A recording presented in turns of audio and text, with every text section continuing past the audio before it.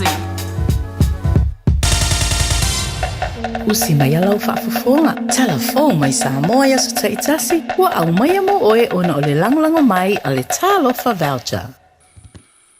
E whaatalofa lo tātu wa tunu wa tātu mafuta o le o ngā tutonu o le vai aso. Usi mai alau whaafonga. Ngā ruanga masani o le taulongolongo lo tātu wa tunu tala mai Samoa. O le whaamutai o le toi a vea masui aloa ia o le vanga whaapufai o le whaatuatua i le atua Samoa o tasi. O le tama i ta ipa le mia maminstai to o limo na kāpeneta. Ai mai se le tūlanga o le avea pēr masui aloa ia o le pāti whaupufai. O isi minstai to iwa. E leo ave se ai folfolanga na fina wa ile vanga whaupufai. La tau te whaatino pe atu la i le pūlenga o le malo. Wa whaalia le te whono ma le te tai o le whaatuatua i le atua Samoa o tasi. Le sunga la auri le o te apola te Valfosi Smith. O teu teunga le whaavai whaasino le tūla whono whaamsinonga whanua maskuafa. Ma teu teunga le tūla whono whainga palota. E tū mau peo no la tūlangolongoina. Na whasiringia le sunga la auri sona finangalo. Ono le saunoanga whaamin stal te mai te ipale mia le pale mene talua nei. Na whaero ai le fionga fia mena o mi mataafa. O le whaatuatua ina peo fuafuanga le malo. E ono whautua ina ai le au le malo e whaata ape le pale mene. Ai whaia se palo ta tele pe a whai. Ai le pasia nisi o fuafuanga. O ia fuafuanga e peo na sila fia. O teu teunga o le whaavai e whaatino ai nisi o swinga. I le tūla whono whaamsinonga whanua masuafa le tausanga e lua o. Whaapea teu teunga o le tūla whono whainga palota. Ai maise o le tala au tū muri muri o le tupe. O le mta upu le tupu. O le loto I whale o le vanga whau.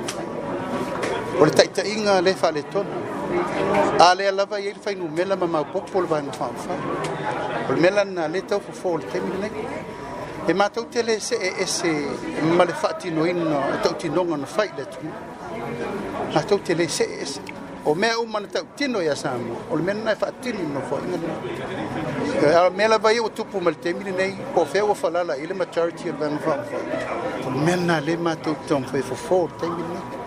A tūlanga la vai e le mta upu lea e whape mai o mātou whatau te e ini mena mātou polo misi lea tunu ele ai. O lo mātou tūtū maupea e whaatino tau tinonga na whai a Samoa. Tolu pili, whamsinonga lea, whamsinonga a Samoa, whamsinonga sili ma le whamsinonga whanuma sofa. Tūlanga o whainga pālota, tofi o sa le aula o le manatu mai, le pālota mai whafu. Ma mea umalawa o ina le tutu o ele mātou luasfulu. E mātou te temi. Mātou te oi whaatino mena ia umal no whainga ne whaatino. Al pulenga la vai. O lo mātou ilo pulale sia uala e whaasa o mele e anu temi ni. O le avanoa na whasiringi ai la auli na tāpa ai fo isona finangalo. I le tūlanga ua whaatino le lātu pāti whaupufai. Wa amatai una le si talatu swafa o sui whaatutu. O le whaatuatua I le atua Samoa o tasi e wale palo ta tele. O le tausanga fau lua o ruono. Ia, ele I whamoe ina mata le stap. Ia ua te iwa ua atu lava sui ele sa mata mali e whamau lava e ua atu. Ia ma le stala lo ilo nisi o I tu malo. Mon whamoe mo le tape ananga lava. Palota mo le lua whilusi wonu. Whiana ni tu malo le mo le stala tu la sui tau? O batu ma le sufai tu malo. Ele whaina whai lo atu. Mo temi nei. Temi nei. Ala tu lango ia tu ndofuane ia temi nei le tau veina. O lo whatatia pese I solonga le lei tu lango. Asina se malo le temi nei. Awal me wha mautinoa e a lātou ia tō ono le o whai whaiunga wa. Le tō iso mātou manatu iai. Palvaenga le tō iwa pe tō varula toe ia o lo lalo pea le tau pulenga. Si sauri teimi so ala pulen tele no la ia. La fa mo le stara le la se mi fa la solo. O lo tala la va no. Paso solo Maria pe no foi atuere teimi nei na manatu ai.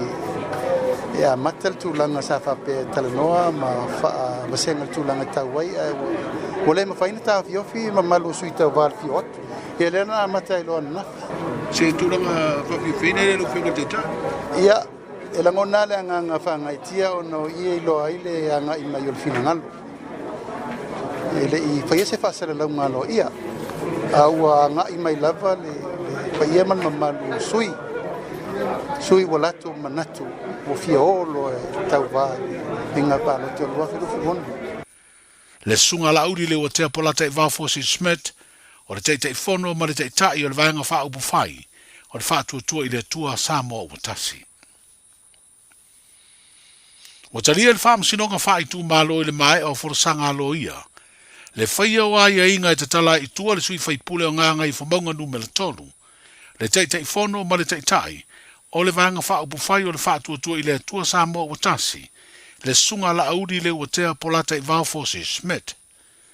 O ia inga e au fiei le tau fia le tusi folau ma pepa malanga uma o la auli, wha sao na toi tera noa i lunga upenga te wha ilangi wha te tau lea, i le mata upu ua mori ai e leo leo. Tau fia na tau mawhai e tera no atu, pefe so o tai i mori maua leo leo. Ma le te tau leo na saini le ofisa leo leo, i asa whareido vai aso te tasi a o le taina le whai le fiafi. O ai inga nei o whaia le wha msinonga, i le mai au na tu ina atu le talo sanga le lo ia leo leo. Lea na toi fesitingi ai le wha i unga le staro le wha msinonga, na te tala i la auri le mai au na whaia o morianga, e au noa mani ai inga. Sa whinau malosi le lo ia o miro lui, o lo tula i mo la auli, ma ia wha i loa ai inga o le tula fono, e wha vai ai mafua anga i le talo whenga iai, o na whaia ni ai inga i te tala i le o lo moria. O se tasi o mafuanga na wha iloa le tamai ta ilo ia o le o lo molia. O se tasi e sida fia uma le totele, mai le tau sa i lia po o fea la lai. Ai mai se o se tasi o tamali i waloa tau sanga, o au nei upu whai o le maloa e ala lea i le tofi whai pule. Pei ta i ele i so le muri le lo ia leo leo le fina wantu e te tau, o na whaia ni ai inga, o na oisi fo i tangata sa moria, i morianga tai tutusa matua inga whaasanga i ala auli, sa whaia fo ia inga po bail conditions. O mafuanga le whai unga le fionga le tamai te i wha msino, le fionga i antalasa atoa sa anga, e peo na mafua na whaia inga o te tala i tua la auli, o le a whai loa i le asfreina nei pe ato e wala aule mata upu.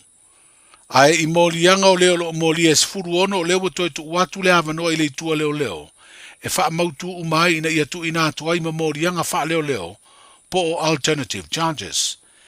Ma iei tele tununga, e whato atu ina atu se talia leo ua moria e latu ila na loia, pe a mautu uma isi tāpenanga leo leo i latu morianga. Watu ina atu le ofisa le loia siria le malone fina wina o nei morianga, ile tama ita ilo ia nga lue se ofisa loia tuto tasi, o ia leo le inafo Teimarelangi Strickland. O le tomai whafo mai o se tasi o ngā ruenga ma au nanga e mana o mia tere lo tātu o tinu, ile mta ngā ruenga o le soifua malolo ina, ona o le toa ngao. Peitai, o le whaamalia ina o aia inga uma e vea ima fo mai wha uina a toa, le toa se furu lima o lima tamai tai o tama whanau le tunu, wa mai a latu wa o onga wha fo mai, wa wha au popo atua i nei le tautua le mta ngā ruenga o le soifua malolo ina, o lo whea ngai ma le vai o le soifua manuia o tātu tangata, i le ao ma le pō fitu aso le vai aso. O le mai o le lua tausanga le whenga i eire to asfuru lima leo fo mai, ma ngā ruenga wha masani po le orientation, wa taunu wai le avema fo mai wha uina ato toa, ma ualo ia fo i loo fo ina ato lo lato wola ma le soifua, e wha tino ai lea ngā ruenga siri o na taua, mō lea tunuu ea afia ia unga o ngase ese. Ia maua pea o tau pei o na talanoa le whaife au le so, le malama utu ina atu le tua. E leo le ata mai ua mawae. E leo le wala au o ero fo mai. A o le whao ngā ina te tau o le malama, sa o inai lau sunga.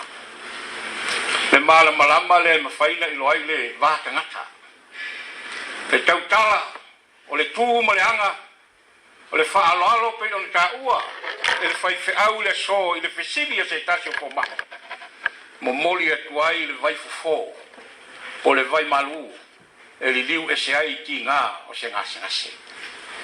Te le whaingofia pe o na ufai atu e le whaingofia le tau ngā rena.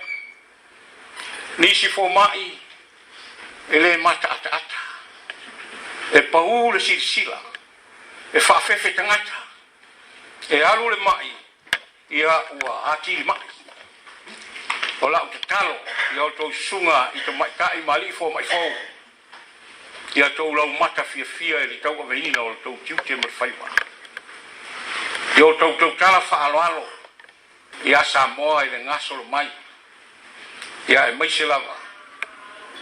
O le ata le na o matua, o le ainga, o le kalesia, o le nuu, ma le tu malo e sau ai lau sunga.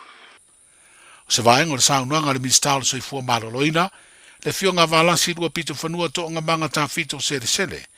I le sauninga le tau au aitu spasi e whaamawina aloa i ai le veo fo mai e to o sfurulima, ma i la tau o whaau ato o toa mai le to mai whaafo mai.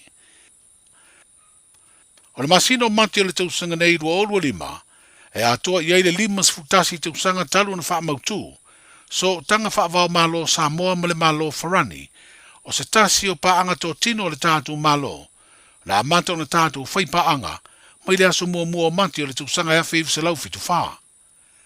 O le tau awa tuai o tusi tau aloa le tau finga o le ampasafau o Farani mo Samoa, i le fionga i le ao le malo, na whaaleo ai le ampasafau o lea malo, le whaatuina o le ofisa o lo nā tunu i Samoa, e avea mapine wha maua so tanga whaavao malo o tunu e lua, leo asiria le lima se fulu tau sanga. I le saunuanga le ampasafau ma le marilenga le ao le malo, na amana ia i fo i le tautua se tasi o tama i tai o le tunu, wa lua sfuru lima tau sanga o avea makone sula o Farani i Samoa, le fionga vai masenuu sita matel. Sa avea ampasa limoin, masui o le malo o Farani i le tunu o Papua New Guinea, au le whiriwhiria e vea maurua i ampasa o lona malo, ua ngalua nei ma wha mautu i Samoa. Wa lua i nei malo Europa, ua iei o latu ofisa, masui o latu malo ua lala i no tatu o tunu, o le malo leo Peretania, ma le malo o Farani. Tala i o le nei aso, soifua. Tasi lima i vatolu amo. Radio Samoa. O le nau whaina whaafonga le tātou o tinu i le toi whaasalalawino a tātou tala mai Samoa i le nei fuivanga o le fiafi ia Electrical Radio Samoa lo ngalue mtautu mai le tātou tinu le tu whaatasio o tātou tala ia wafo i le whaafonga anga le tātou tinu le ngata i au kila nima ni usila nei ia maso se nuu tutua o i whapena fo i ia so se state o Australia, Amerika, ia mai se iso se tunu o le lalolangi lo whapena o nā mawai tātou atunu o Samoa. Ia male tūlanga pe o na iele toi whaasalalawina o a tātou tala le nei vaenga le fiafi. Aso lulu le o ngātu tono le nei vai aso, male tautua le tau whau tanga vai tipi o tanga vai ia pe o na iele na unanga, mo le tu whaatasia, male fofongaina o a tātou tala maila vai le aso ngafua, se ia pa ia o na aso wharaile o vai aso te tasi mo le tui fuit whaftai, ia le sunga ia tipi o tanga vai ia mo le a whaitautua whaipea i aso mo le vai aso.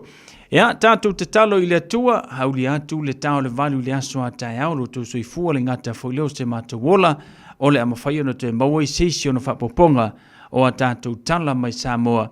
Ia e uia o tai au le aso malo loa tātou i le waitangi te, ia le mawhai ono tu ua le unanga, ia pe ona iei tala valu tai au le amawhai ono te whaponga seisi ono whapoponga o a tātou tala mai Samoa. Taurunga tu e fwoi male tautua, ia sunga ia le a taua, Savea, ia pe ona ile tautua ile nei foi a fiafi mai ile tau le tu le fa se ia pa ia mai foi le nei vanga le fiafi le tele ia o mata upo e fa pena ona tamu fai e fa malama ia mo le sile fia ino le tatu tinu pe ia roki ko e fa longo ko sa wile ia tau tau ia ni sila mata upo le i ho ia ia le tatu por kalame ia la fa pena ona fa o mai le so akaya alo fa ku se uso sa wi o le se uso io alu ingula vai o le ola a mo nga ingula vai o le ola ia vai aki mase vai o le oki fu le mo i falo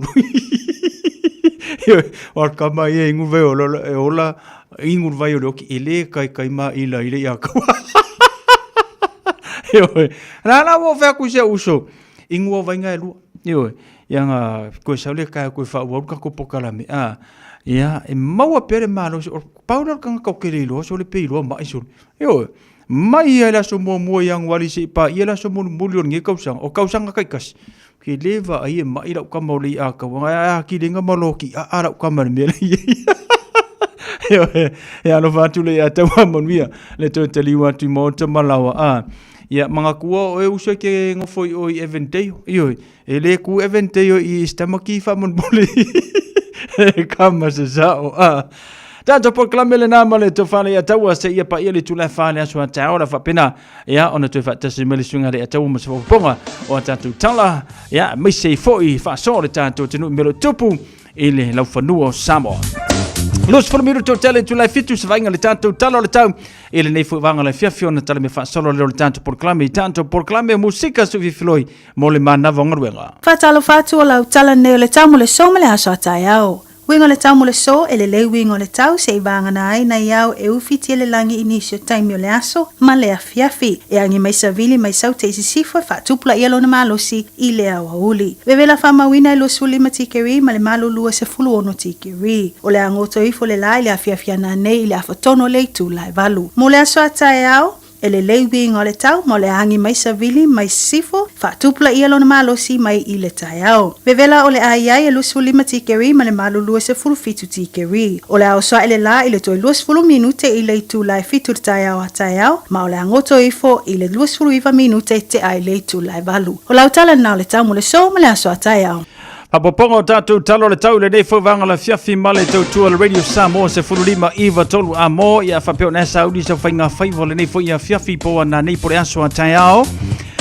Ngata i whalo au kilani le wha i lo mai le nei fovanga la fiafi se fulu valu minute ta se fulu le taiao sua le ngata i whalo au kilani mau mali atu i le lua minute te se fulu le po na nei. Ngata i whale o ne hanga luas fulu minute ta le tasi wa vea ona sua mai ngata i whale o ne hanga. Ea fa penada mo mali atu le tasi le minute ta le tasi le poa na nei. O le no whangale ei mātou manu kau heta iwa minute ta sifuruma le lua i le poa na sua mai ele ngata i whale lua sifurvalu minute ta sifuruma le lua i le waulia na reila. Na mo mali atu le ngata i whale mo manu kau. Whanga solo mai muri mai penchu le wha amawina se fulu lua minute ta leitu la sifuruma le lua i le valuanga le poa na sua mai le ngata i whale mo mali atu i le se fulu iwa minute ta sifuruma le lua ile awoli ole ansona leila. Fanga solo mar kalendar fanga faiva fanga solo pea le fa le tonu le tulanga le talo le kalendar fanga faiva mota taupe na yeia na nafi asonga fua ana nafi na solua le foi fa pena foi le so. Aso tofita ya fe lolo fa pena le aso fa le fe lolo langi leila strona imale sa asonga fua solua le aso asau. Fa lo mai langi leila tulanga ia ole kalendar fanga faiva mota tau ile nei fo vanga le fiafi ia male tautua ale radio Samoa flima iwa tolu amo tala nole ngata fale tala tau ia ngata folo tulanga pe oni ai le kalendar fanga faiva mota tau le onga tonu ole nei vaiaso.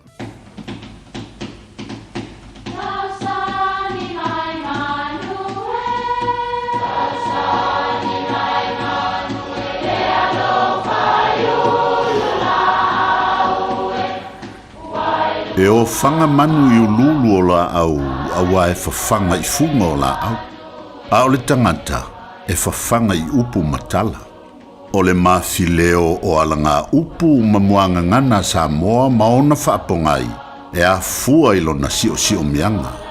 O lona lea sao i le whaatufunganga o le iloa whaale aso mai le tautua se ia o ina pule. O alanga upu mamuanga ngana ua lanto mamanuina le tō whamanino a Samoa, mana tua foi, e tāo fitau muli le atunu. O le whanua malona tapu a whanua. E tofu le lau ele maona tapu po tū la whono, e te tau i tangata o na pui ma wha mamalu iai. E le mawhaifoi o na sau se isi ma fia ia i tapu o le nei whanua. E maile maua tū la whale, e le mawhai e le tapu a whanua, o le isi ele o na saufua ma fia pule i le isi nuu. A malanga se tasi i se nuu ese, e te tau o na malama mua i tapu o le nuu. E alu iai, awa o le whanua malona tapu, o le ele foi ma o na tū la fono. O le whanua malona tapu a whanua. Manuia lau whaasau sau. Radio Samoa. Taslima iwatonu amo.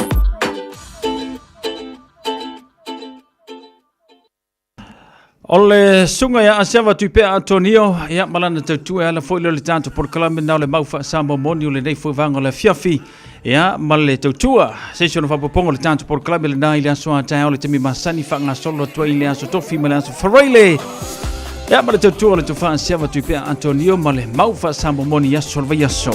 Lus fulima minuti o tel fitu musika bol banava ngaruenga. Ala dai foi yaso lulu.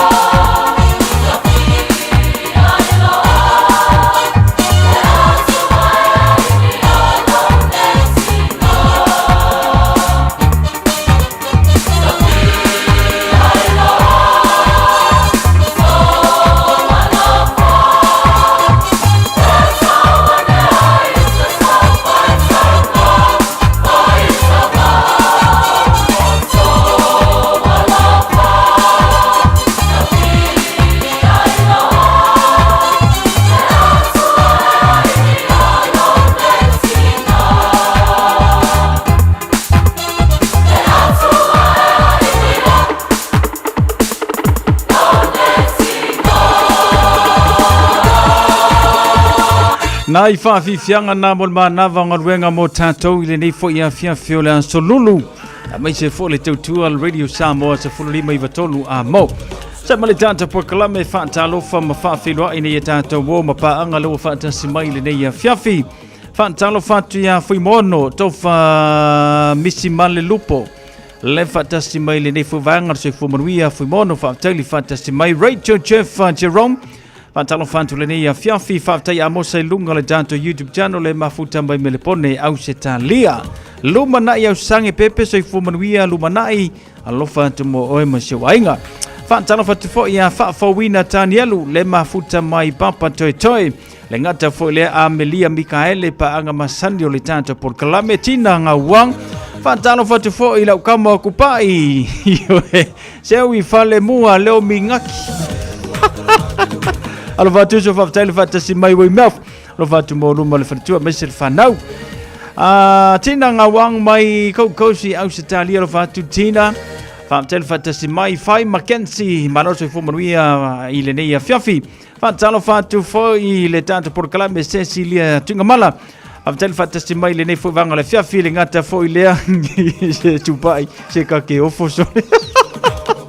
Alu warun kamale sa mosa usole ana fatu atupai faftai fatasi mai Cecilia Tungamala le ngata foi le lua le vuka fatawi mai Brisbane au Italia fatalo fatu foi le tanto por kalame ile nei fiafi anai fenalevi so I fumanuia nei fen faftai fatasi mai le tanto tautua Radio Samoa Flima I vatolu a momo le tanto por kalame fatalo fatu foi a Janeta Asiata so I fumanuia Janeta le ngata foi Angela Finai le mau malitanto por kalame le Radio Samoa se fururi mai vatolu a mo le nei fiafi Louis Fulono minuto na tano ni tulava 6, 5,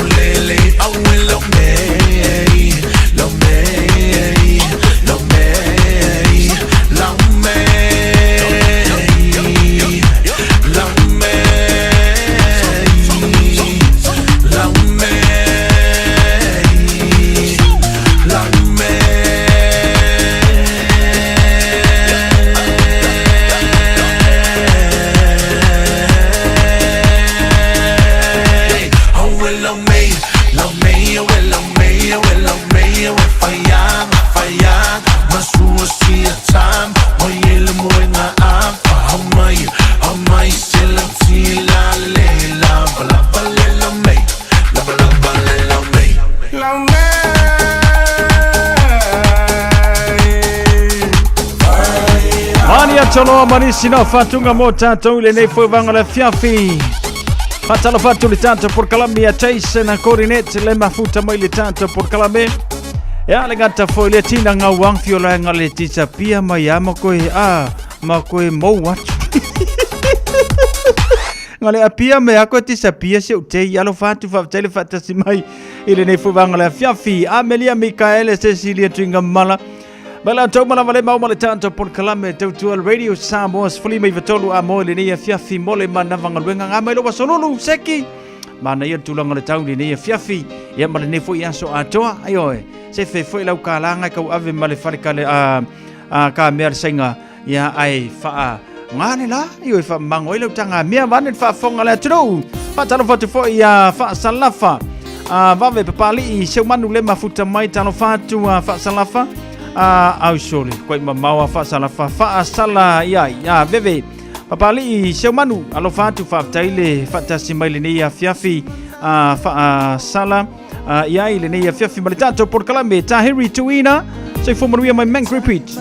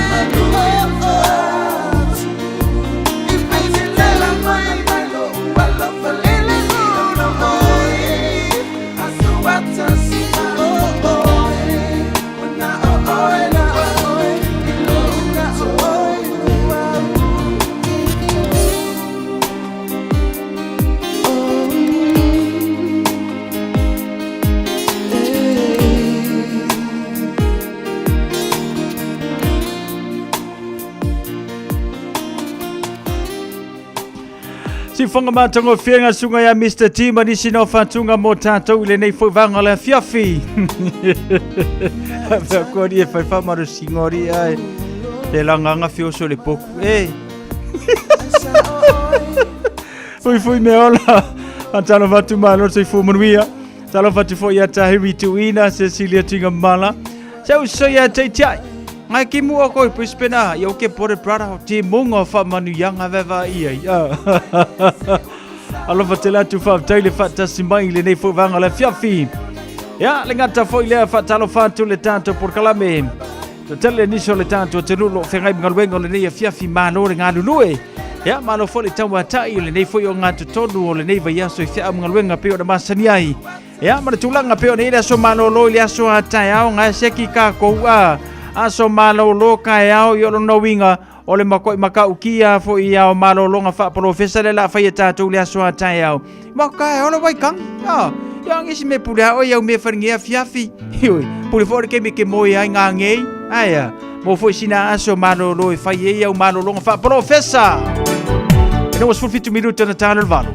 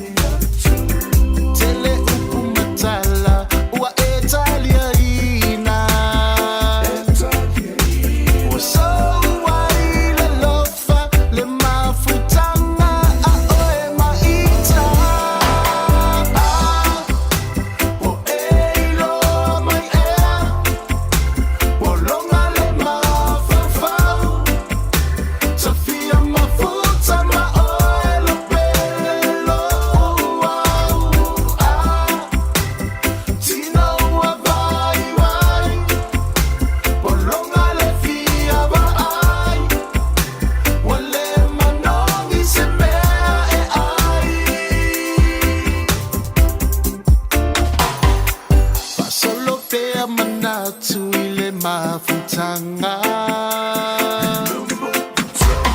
Ilata ua whengainga Le lupa ua lenga ngana Talela va polonga ilo alofa Pia mapu ile tunga mau Wasilile ilo ole ola Oh yeah Oh eilo mai ea Polonga le mafafau Sofia mafuta maoelo pelelo Tino wa vai vai Polonga le fia vai Wale manongi se mea e ai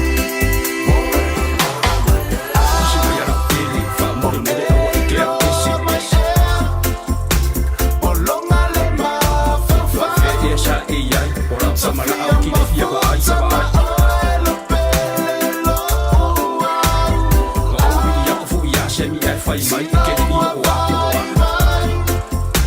Polonga le fia vai Manongi se mea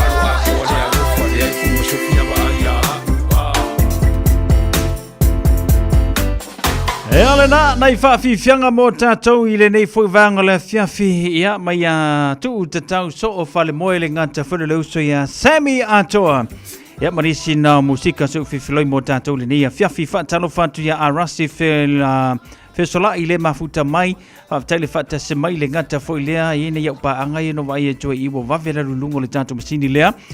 Tua leilua ken new song for my uncle Sapeni for his blessed day. Okay. Ia le lei le atau whea tuere tāpol kalame tua. Susana afa masanga le mafuta mai siri au se tā lia whatano whatu. I le tātou por kalame Jason coordinate whaaftaile whaatasi mai. Ia male to telo lise le tātou peo mau male tātou tau tua male tātou por kalame. I le nei whango le fiafi ma musika su fifiloi mole manava o ngaruenga. I le nei fo ia solulu ia o lumana i le tātou aso mano loi le aso a taiao. Ino wata e se 10 minuta na tāno ritu lai valu. If you feel mona rental se whaalau ilo antula na whaapitoa mole masino Februari mamati. E los fulpasene ua pa umaulalo ai le tongi pe antolu aso pe silia tu fo ile whaongaina. E te whaongaina i so se taavale. Ma mawailo avro ile se i e afe tala Samoa ile whai unga o le masina. E mawhai ora pikila taavale mai le malewa lele i whaleolo. Polo tanto ofisa autu i ala fua. Pe mamuli atu fo ile whaletali malo o lo e wha mautu ai. Ai nga whaapitoa. O lo ia tanto insurance e te fili mai ai. Ina nei tupu se whaalawalawe ai olo o iai le whaamama awenga. Mara tuolo iai le tātou account i New Zealand pe lafo sa fo i le moana e whaonga i le Pacific Easy pe whaonga fo i lau credit card e whaatino i le tongi no lo sa. Mori si whamatalanga wala au le Pacific Easy i le ovalu se lau o tasi onono pe asi le tātou Facebook o le Moana Rentals o le upenga ta whaelangi o le moanarentals.com. Moana Rentals o lau paanga e taitoloina oe a o e malanga asi i Samoa. Tala falava Samoa o foi nei o eni ma le tatou whale tā vale lauiloa o le car for you. A whai lava ta sa ili sa tā vale, le aise laisene pe maua le laisene a o e whaingaluenga tū mau, ma le leilo suafa. Whaingo fia lava le car for you na fisosoani mo oe, maua tatou cashback pe a mana mia le fisosoani. Talofa lava Samoa o a whai le nei o lofa, awa nei ngalo le tatou Facebook page le car for you, pe te su mai le matoto atu si tolu se lao Craysel Front Manrewa, pe flaso tai mai le mato telefoni, over te lao rolo a fitu whaiva na walu, pa fisili mo en po alofa. So fase fua. A whai alo sa ili se a onga a mata molo walu. Au aloe te toi popole, o le Galaxy Childcare, e tele o na la lai au kilani I saute. E toa tele whai a o ngā ngawaa, o le a o ina le whānau, e ia inga whapitoa pe a le sitala lo walo. Tolus fulu I tū la, free. A vanoa le vēna le a onga mo whemalanga inga le whānau, free. Maua mea aia le whānau, free. E ia inga whapitoa, mo nisi whamatalanga, whafso tai le o lua tasi, o valu tolu, lua fitu, lua iwa fitu.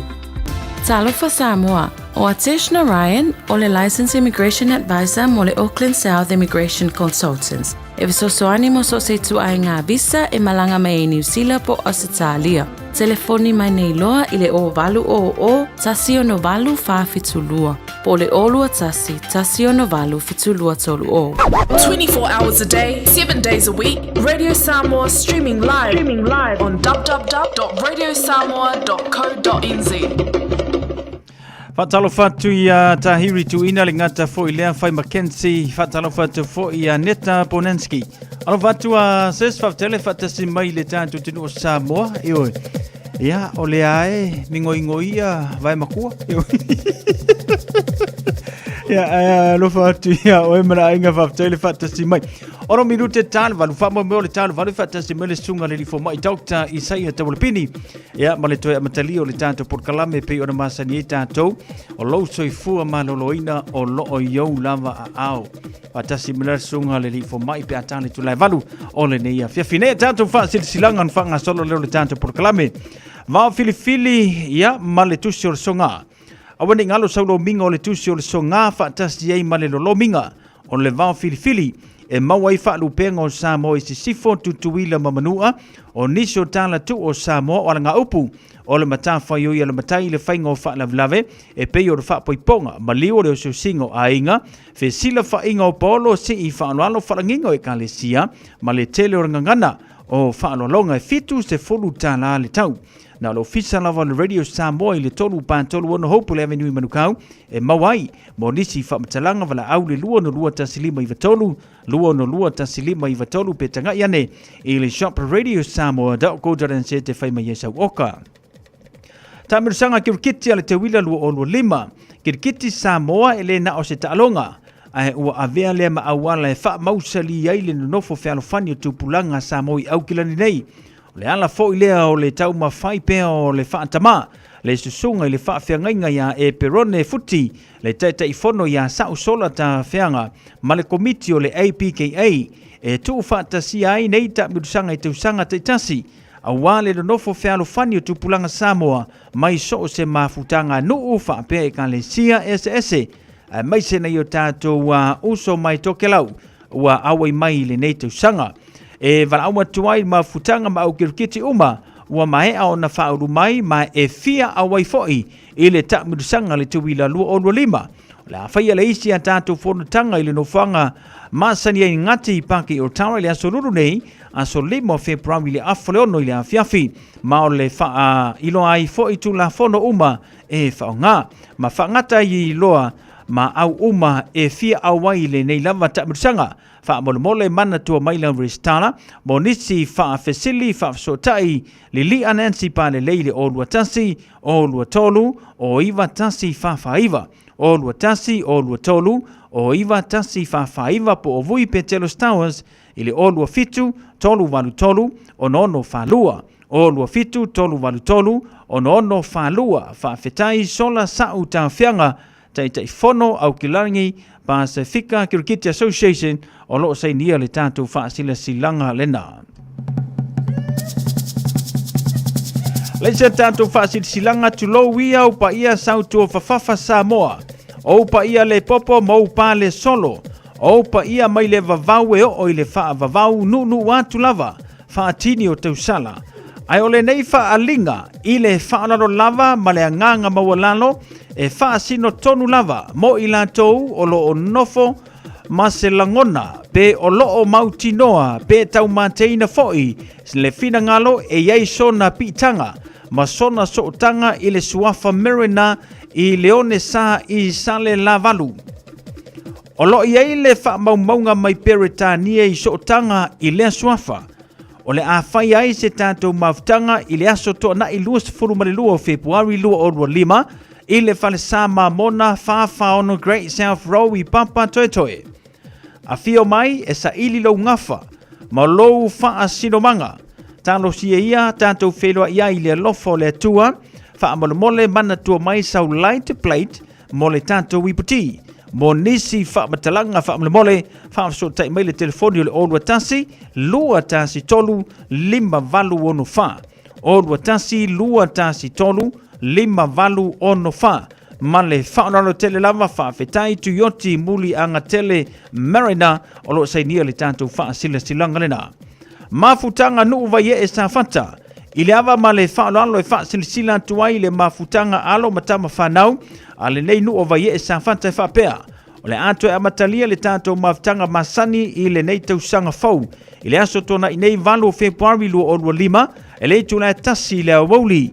O le no whanga masani le lao alu tui ma ngā maunu me la whalena plaisi mangele. Mala au atu ma le whaaloalo i tama whanau o sio tātou nui au kilani nei, a whiwhio mai tātou nu ti mea whatasi. Ma wha ma o popo le mafutanga sio tātou nuu i au kilani nei. Tatalo i le atua i a momori atu lo tōso i fua ma so matowola i a tātou wauli atu le naaso ua ato whaina. I le manuia ma le anga le lei mai o le atua. Mo nisi wha matalanga wha marmole wha sotai le numera. O lua tasi o iwa 5 valu. O lua tasi o iwa 5 valu whawhetai se ni le teitai whono lau a whono maftanga vai e i au kilani le tātou whaasila silanga lena. Leo tātou no le tula valu fia koe lua o whaasila silanga le tutue mai a tia. O le autam whai atu iai ia au le i mataina le tātou porkalame ma le sunga le lifo mai tama whanau a sau. O le i le ava ma le whaolalo mātou te tatalo atua i le paia ma malu o tama whanau uma o la tātou nu o a sau o lo a fifio ma pāpaa au i New Zealand nei. Paia lava lea awan le a fifio a ingo ma vaenga, a fifio a inga Samoa le oi, ma inga sa lilo maiava, a la la tai sa la fai ma upu ia te oe le pule o vai singano. O le a whai le tātou mawtanga i le asono Februari lua o lua lima, i le tuatusi tasi 5 Pierce Row i Otara, e le itu lae tolu sfulu i le awoli, i le itu lae fitu i le a fiafi. O lo i eile mata upu tāua sa tua mai le tātou whono taluai, e mana o mia le talanoina, ma wha mautu i se taimi vave. Wha moe o le a tātou wheruai i le naso i le alofa meranga le leo le tātou atua. Wha mole mana tua mai sa ristala e pule lava oi i lau whaitalia. Wha so tai mai le tātou numero nei mo nisi wha matalanga, o lua tasi o valu wha, 5 valu.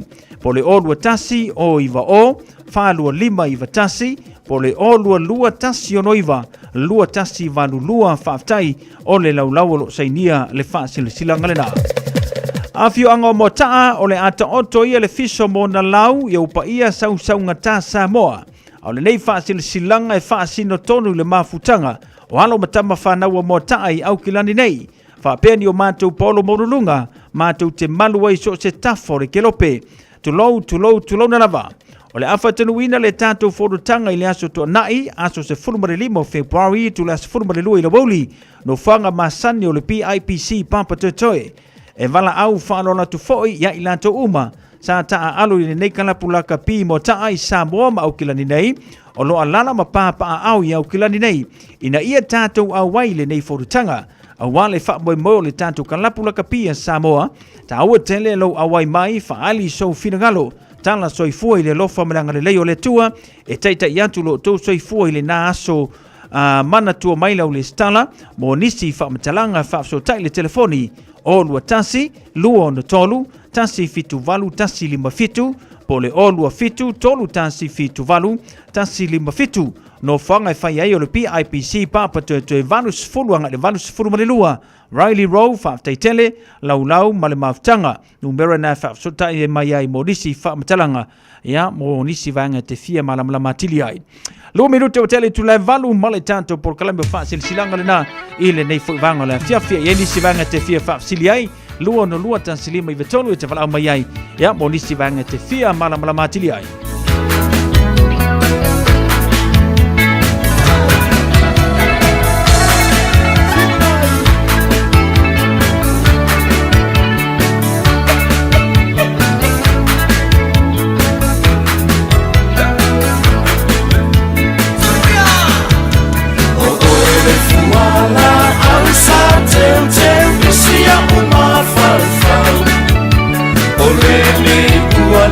Ina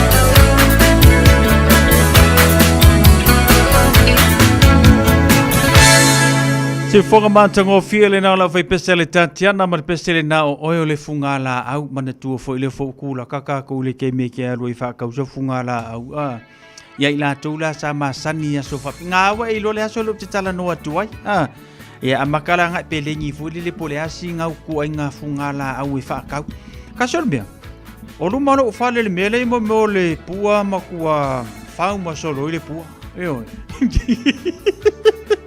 Halo ngo wingana.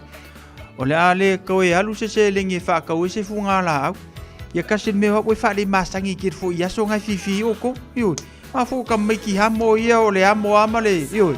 Ya ma alo singa u pau fo le ya so la. Ele lo ma ko menga ka ol Valentine. A fa la ku Valentine ko inga ya ale va vela ka elie ole lua ile fa papa ku. Wa fata se mai le sunga le fo mai. Dr. Isaiah Tawalpini. Ya male toi fo I mai o le tato por kalame o lou soi fua maloloina o lo o iou lava a au. Wa mai lo soi fua maloloina ni afiafi o seki. O e tausi lo soi fua maloloina. Ia po wa overkau sami e ngalo ngaingu ka fua la au. Ia po le mea wa overkau sami e fefe te ado vaile fo mai. Ia lelo fantasi mai le sunga ni fo mai. Dr. Isaiah Tawalpini. Ia mo le tato tautua o lou soi fua maloloina o lo o iou lava a au. Patalo fatu lau sunga reli fo mai malo le soi fo manuia, malo fo le tawa ata I fe au mangaluenga, ia le fo ma te taliu mai lau sunga lo vai lava fo le malo se lo tino manuia le tau sanga fo le nei fo ia tau sanga ui no lewa, tatu sa valia masina lo na lua ne tau sanga. Ia langa le ka fe lo manuia le tau sanga fo wa tok. Ia, talo falava lau sunga sau malo fo le soi fo lau lei lau sunga malo tau tua le tunu. Neo foi mai ya na lava tenga lu te va te le malo lo lava malo fai va ya fatalo fatu fo ile pa ia mal malo la tunu fenta tu mafuta fo le nei tu la fiafi a molo to si la fia ia ta tu pol kalam masani fo nei te lu va asmo fai le fatu ato e mata le tau sang fo lo lu masina ya sa fa se malo lo na masina te ia le walu te masina lo no lua e ma o tala fea ngai e fu na tātou la pea tu sai fu ma tātou fu fonga ni tau sanga lu afe los lima. Ia, tala fatu pa ia man malo la tnu I sua fa fea ngai ngamo tu whale tua, pe fu te mali im whai launga, a mai se fu I o tapo inga, tu asin sine o tātou I maota malawa. Ali ima ta mai tai, ia oli tātou tūlafuni o tātou proklame. Mai ua mawhai o na watu nei proklame, e le lango sua ia po le sponsorship ale tatu le tio le Radio Samoa Ia whapea fwoi ma le Better Drive Doctors, ma le Better Drive Community Trust. Ia o lo mawhai la o na wha tino tua nepo klame tai lua vai aso ma tātou whiloi. Ia ma ua manatu fwoi. Ia e wha solo ma ntua fwoi e wha solo e mata upu lea ngase ma lea ngase i lea masina ma lea masina.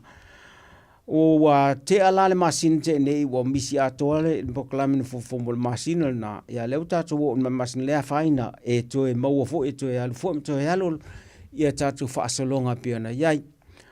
O le tātou mata upula le whiawhi nei, ua manatu e le leo tātou a mata mea fo i le ngase a lea o le suka po le diabetes mellitus. Ua alana tue a mata le mata upu nei, ona e leo wha i titia pele nei, le ni ngase. Molo tau sila fia. Ia, e o mai le te mene o whai pia whai ngale nei wha mai. Nei ngasi. Wale tasi le lua ana o tau sila fia, o tau whaafafonga fo iai, ma tau moli mawina, le onga te le wa iai le ngasi. Le ngata nto tele te ngata o lo a whaina te a o te tele fo inisi, wa mai o ma mawela tau soi fua. I le taimi nei, ia o manatu le, e iei le po kalame whapitoa le Better Drive Doctors, o lo au fatasi ma le fatuora, i le tamawhai le, tau whaisi si whainga e wha ale leia tili le proklame nei mo ngase. Mo tātou la o le sitale i le whailo atu. Mo tātou o le sitale i le proklame la, i le clinic la Better Drive Doctors. Mantua e lua tātou clinic o i Manrewa, o i Better Drive, i tawhatawhatonu o le McDonald na i whalainga McDonald, ia ma le Manrewa, i le whale na ia le Public Library. Ai o le proklame ni, o lo whaatula i Mangere, le clinic la i Mangere. Ma o lo tamawhaila, e au mai, e whapeo na, au mai matatou na e ua whaamao nia le ngase lea.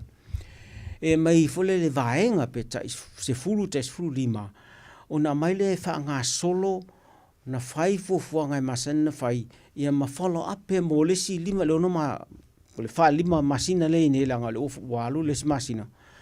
Ia, ine isang whai te isi, toe vai ili ma whai a tili tu langa ine whapea, ona sanga wha le leo tau suka. Ai mesa ta tau nai wha le tonu tele, o lai loa ai wha maumaunga la iai, se tu langa ma tau tia lo iai, ia le soi fua o nisio ta tau. Mela lea, avala au atu le ofisa wha mana mole, ia pesa ili atu fo yoe, ia mana tua e vavena e respond mai ni wha peo na tu uina o tonu proklame lea wai e le ise te tongi. E whai fo umasiaki ma me umana e tau na whai, i ma wha pena na follow up uma o tau tūlanga uma e tau na whai, i ne wha peo nsanga wha mautua tili le tūlanga lea, ai mola sila fia. Ia e mawhai a o na wala au le clinic na o tau sila fia, fo le numera clinic e pea na wha ilo atu tātou adif masani e. Malau sa clinic fasila i le proklame lea mo le suka, e mawhai na e le stala, i tusa lava la pe te le stala i le clinic. Ai mawhai na o na wha maulo sua whai tonu proklame le whai e au i e whai fuanga nei a. Ni le teimi nei o lo tau mawhai a e wha sanga whaia le ninga luenga mō tātou umalawa o lo o mau ngase lea mantua la elena tātou. O Samoa ma e umalawa o isi atunu o lo iei le clinic lea ma lo whapea o wha maonia i le tūlanga lea o lo o mau o le ngase o le suka. Mela nāno fauta e alongo tulua. Tam whai e folele ia whapena na wawentali mai na whai ngō whiela e na whaatino me taun whai ma langa bo wawe whai lewa lua masina tu sang. Ia le bo toe nila na le lima masina e taun whai tau whaatino le tu langa. So mana tua mai o le tamu whainga na lela tamu whainga o te iei le proklame lea iei manesis e fo ima before mai uma a le Better Drive e awai uma i whaatino ngō me whai e mai tautu whilo i nā i tūlanga na e longa tuana fua tau ele me taunu whai ai ai tau tu nai wala watula ona fai na tali mela ia ma foi ai ia se fale tonu film na ia wala au le clinic ia ona maua ele o se no ale ia fesili mo ia ona tau fai fa mo le tau numera ia ona maua ele wa au ale fa tino ina nei fa mai fu fonga mo nei fa mai ai ola tato lua sanga fai lua tili nei fa mai mo tato umalava la ngai o te fa soto ia o fui o te maua fo ngasele ia ma o sidia fo le lus fu tau sanga ia ai o lo le na controller ele ini tulang fo le o fa pole na team nei o lo le ia control tulanga ai awana fa manino le ai nei fa mai o ta o le ngase le suka po le mai suka po le fa mai fa palangi o le ngosa o le fa mai o le diabetes mellitus o le ngosa na le fa mai ai o le a tonu lava le ngas e o to fa fonga so ia mai suka o le no winga ua mawalunga tele o tātou suka, i te mawalunga tele suka i te tonu le totu. Ua le mawhai, ona ua le mawhai ele tino, ona whaanga ioi, ma whaanga ina e pei ona tawai.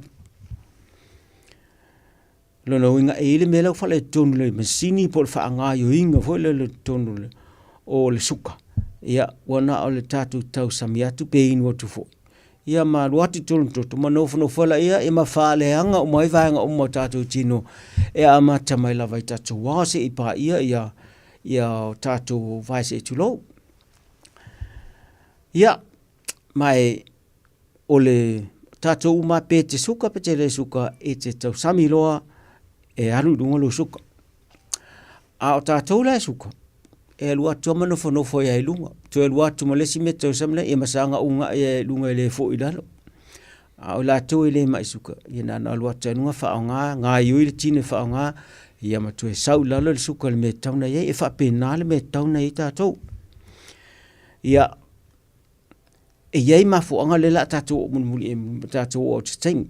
A la tātou mafuanga la ia, o le tusa le normal level of blood sugar e tauna e na tu e sile fia tu ma sante le mai sugar na o le fa lava le lima i to masini na fo so ai millimoles per liter ia fo ile sto nga fo nga milligram per deciliter ia o le fitu se fulu le va se la fa sula nga se to nga fika ai fa ile fika fingo fe na fa ile lima 4 to 5.5 ia o le normal na nga alu lunga ia mau lunga tele a se furu pe a tu sa wa la lota tu le suka e va vento se wa fa nga tino ia ta tu le suka ia wa tu ama wa tu lunga am fa pena no fo o le umia na lunga le suka ia o le tele fo la na la final tino lo ia nei ola e le mafu ngol nei fa ma ia ma tonu ina so tau tile i mai loa i la vai tau i le tau ua nei ngas a tuna nei e le i loa na vai teng ia a ua mai tau net pele fa tupula ia ole tusa ole totonga le ate pili po le pancreas o ina e sau o ilale mo le ole hormone le po le vaila au fa pitoa taula le insulin o vai la aula na e fausia mai le pancreas po le pili e whaanga yo inga le suka le tau te tau samia pe inu fo e taura ona fe tau ile le ma atoa le sau le vai la auna i temi uma tau te ai tau samia ia ma fa penana whaanga whaanga solo fa taape ma whaanga il tulanga uma e tau ai le suka ia peita ian onisi ia mai se lava i lai tamaiti onisi e whana nau mai i le anga ia lato te tonga ia i le mawhai ona fausira vai la au le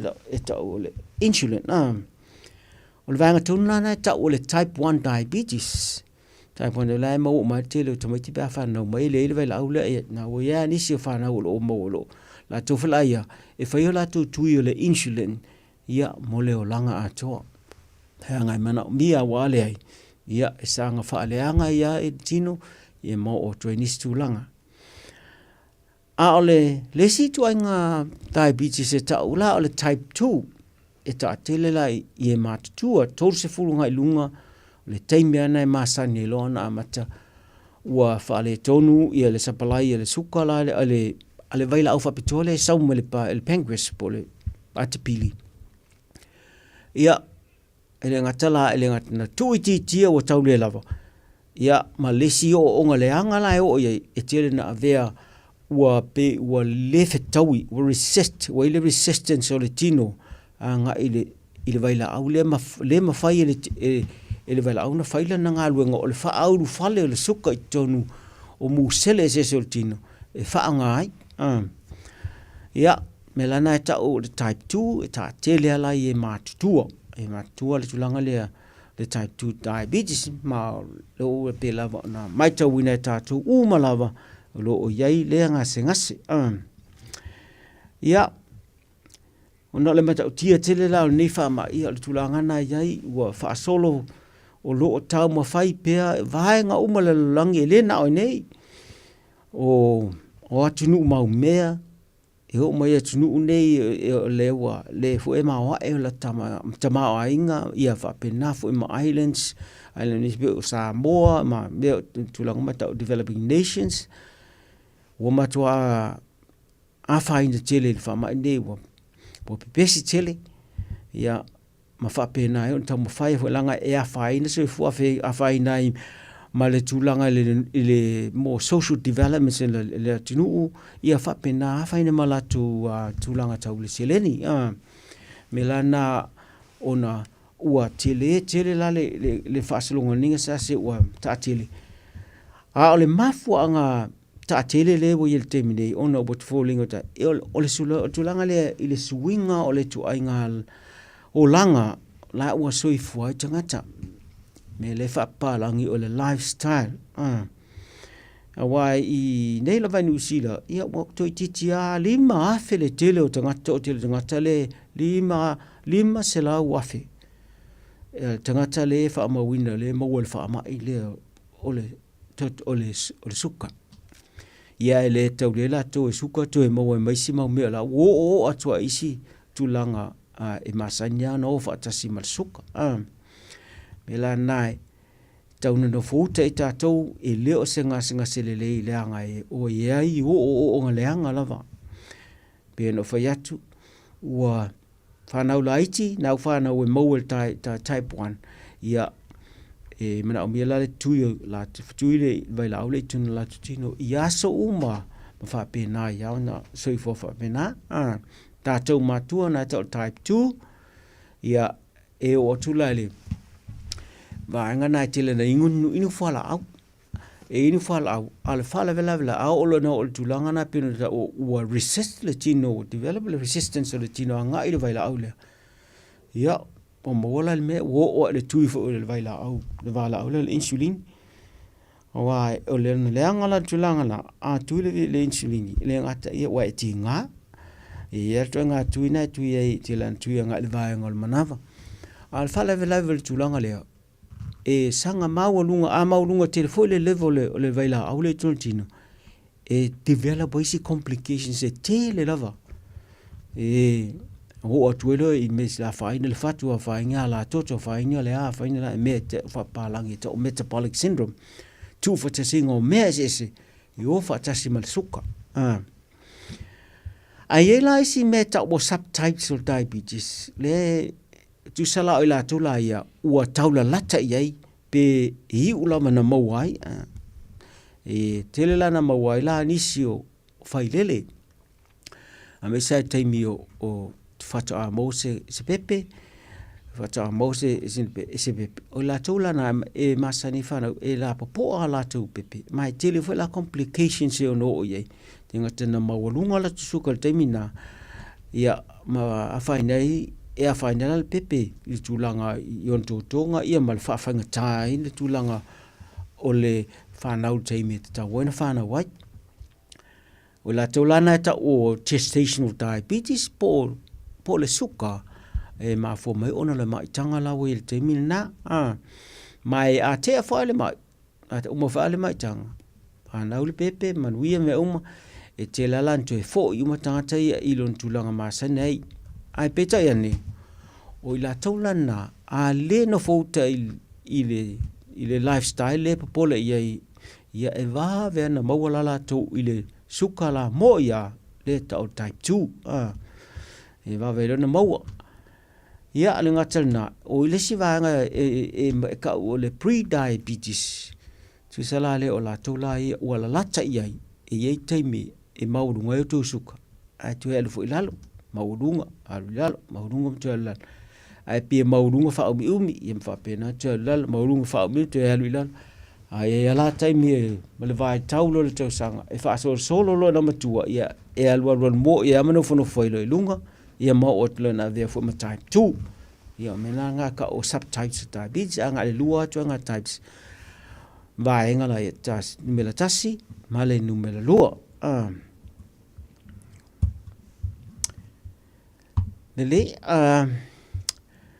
na pe va tu ole vaila aula le fa pitole sa mai le tonga le ole pancreas pole atipili e na te tala ina ia mo fai to e faingo fio na ulu suka te tono mu sele es tino na ia ma fai na fa nga le tino e maua i le malosi anga fa ia nga luenga fatile nga luenga se tino e amata mai me o tonga me mala tonu e o lava nga yo maso me uma o le suka nai ma fai e ona mo le malos e fa tino e fa nga luenga mfufanga uma mai lava i tatu wasi o i tatu vai pe ta ua ia a fa le tonu e lola supply le ole vaila au fa pitolia ia ona fa pe na rola ia ona maua tātou i le ngasela le o le suka.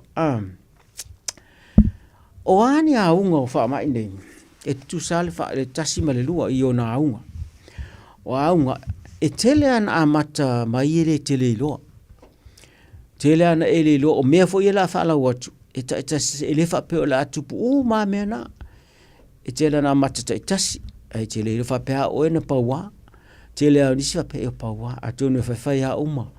Le ai o le a la la wo lunga la wa lunga wo lo ai fa ma monga ma me lai wa mo le suka ni si amata mai wo le anga le vai amata na po sa le vai tau le lo ni mea a e fa ni va so ta sila na mea i va ma vai ngo fie tino e tawan tupu me na o le ala le anga vai o le suka ma lunga fa le anga i mo me pe me pu atana i tu o mata le lo ai tate lo ai mea ole e fa niva ma le iva solo ia o mea na ua le la vale suka e ulu to tino tingana ma ulunga suka tono toto ua le ma fai le tino fa nga le ulu tono le la vale insulini ia po la le resistance na ole tu pata mai tai e tele na a fai no la tu tonga sa tu langa le ngasi pole infection o le ala fe vai e mo ngo fe la tu ina le vanga na ngasi tau le fe vai ia a fia la fe vai ia tu la so la ka so tu langa mai tu la fo tinga pe a fai le fe la ta onisi o taimi e ona mangeso tatu tino po vaenga po le ala vaenga tino a mangeso so pe tupu ni me tatu pau e ono mafo mai el suka sia ki uma mena po o mau el suka a fai fo te tu e inu so ai so lo ngo e dry te lo tino e dry ale tino ma fa pena ono ni inu so ne ala na tu e te so ia ba lu fa ta sia mala mala tu la iso o fe au lata wai ma ama ulunga le soka e alu la le suka na o vai te tonu fe au vai ia mata ina o tele vai o le tino ma tula iso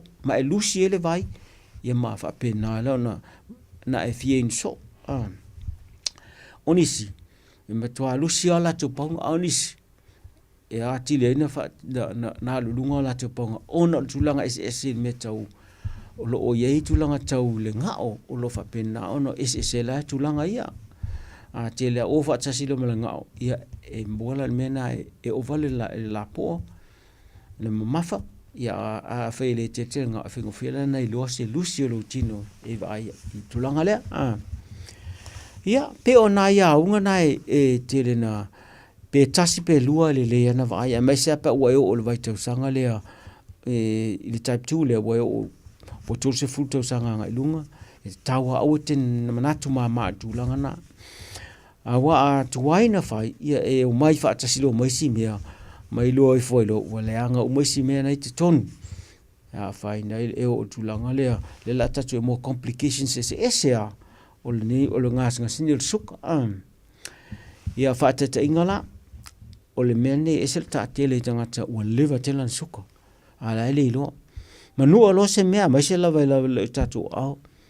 E manua se mea, po fele mea na manua, whate inga ua whalanga so tele e tulanga lea. E te manua i Samoa, ai tuli mai nei lo ngasi umatua whale tonua. Nai manua la i te tele i manatu mawha i ei. Ai, e tau nei oso le wha maa, lili oso le punga, ma wha pena i lo na wha maa i maalosi. Io nisi lava wo o la tulanga, ua ave ese ai, le vaenga tonu na o lo a po fe lava na ua so le ngasi na, le ele ngasi le tau maa senisa tau o le cellulitis, ia po le mu o pa u ilo vai. Tasi nā mea e ono vawe ana o i mai loa ele tulanga o le suka ua matu ia tele. Ia o nisi wha ua mo so i lunga ma le toto, mua ele wha le anga la toto.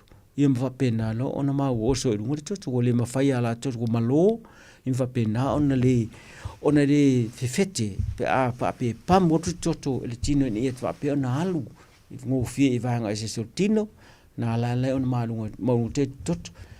Ia maurunga la awhai o le anga la toto, ia o la toto mai le whai ai, o vahanga o moritino, ia ma le fatu. Ia whai noa umala toto lono inga, e ono whai ngō whiela, ona mauai o e tūlanga la lea o le stroke, pe a maurunga telo toto. A tau stroke po wha le tonu se ala toto tono lo whai ai. Ia a le poloka, po ua pā.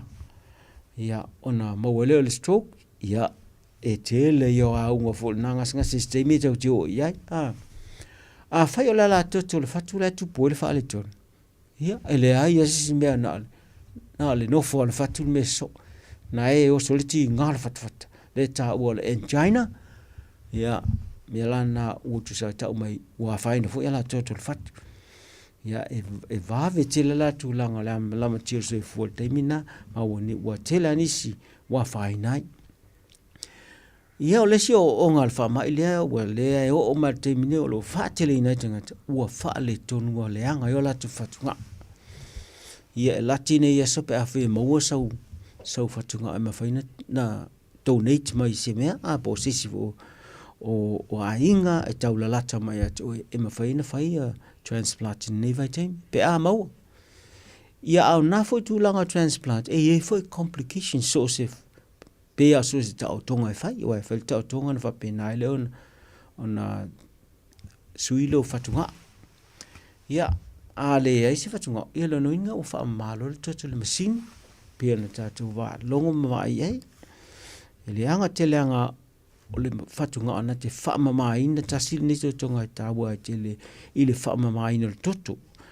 E me la le hau tau whafonga e wha pilo mal masini wha mai o tātou toto pe a leanga o tātou whatunga. E olo estu duanga tūlanga matu ia te le wale mawhai le whatunga anu whai. Ia wana o le masini le mwhai na wha tino ai. Wha taiu ne vai tau. O mua masini e whai ia me wha penei. Ia a le wha lewe lawe. I lea ua matu ia te le tūlanga la wo i te mina. Ua lea ia se si wha mua wana o le whatunga o lau mana o mia le wha mama wha te fia tōlu le whaitu la e te iai i le aso. Pe wha fia na whai le wai aso wha arua pe wha tōlu. Ia e leo se mea whai ngō fia. Pe o na o nai mea nai tau atu e a whai nai lau whai atu e leanga o tātou whonga mata. Tātou pungi salva ai leanga o tātou whatu e no o soile. Pe e le whatu mwha pēnā. E leanga e fo tātou ao pe a whai mei manu ana e ono whatupla i ele ona. Ia mamaua le ngasi cellulitis. E matua whaafua se ia i ale tino. Ia mau o tuini o leanga. Nisi fo i leanga i maua i mai le pau ma lea o ai ele anga ia o tātou musele, me fui tau te le ngona ai, le mea ma le mea, ia me na alina tātou le au te suka, ia e tua me mai le iro, te ia ua la vere vai le iro, ia ma me ino tau le anga o tātou whatunga, ia ma le anga e fwoi ma o tātou ma fau la whai ai, tātou tōtonga le whai ai.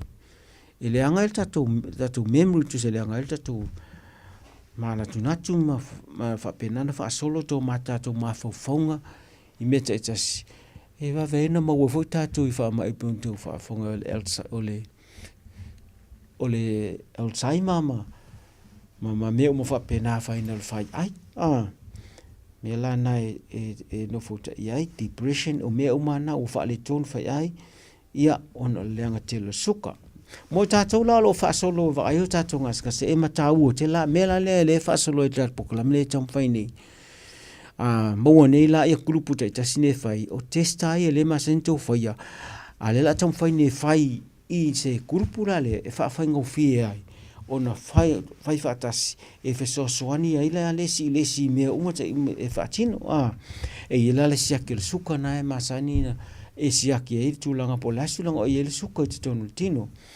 Maulunga, ia ma meo iei siake e tūlanga le toto po le lei.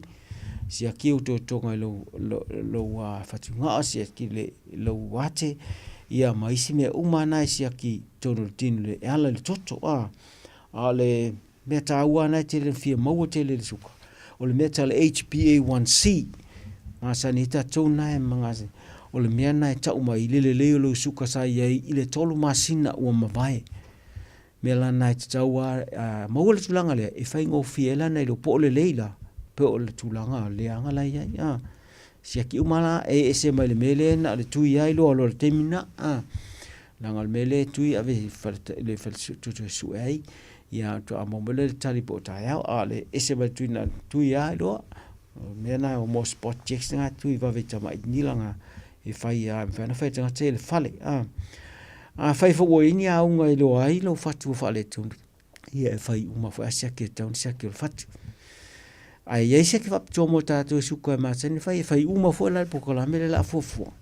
E siake o tātou vai le tūlanga tau I le langona o me whai mani me o tutupu ai ma me whapena whengo whia ona I lo ai le tūlanga matuia o ele suka le ate le siaki o lau waainga po le astu o langa o iai ia le ngatela na siaki waainga ia ai whaasolo hoi siaki e whamale whatu ma mea umana ina ia siaki a tili tulanga uma e tatawai e se mai I toto mea umana e maasani siaki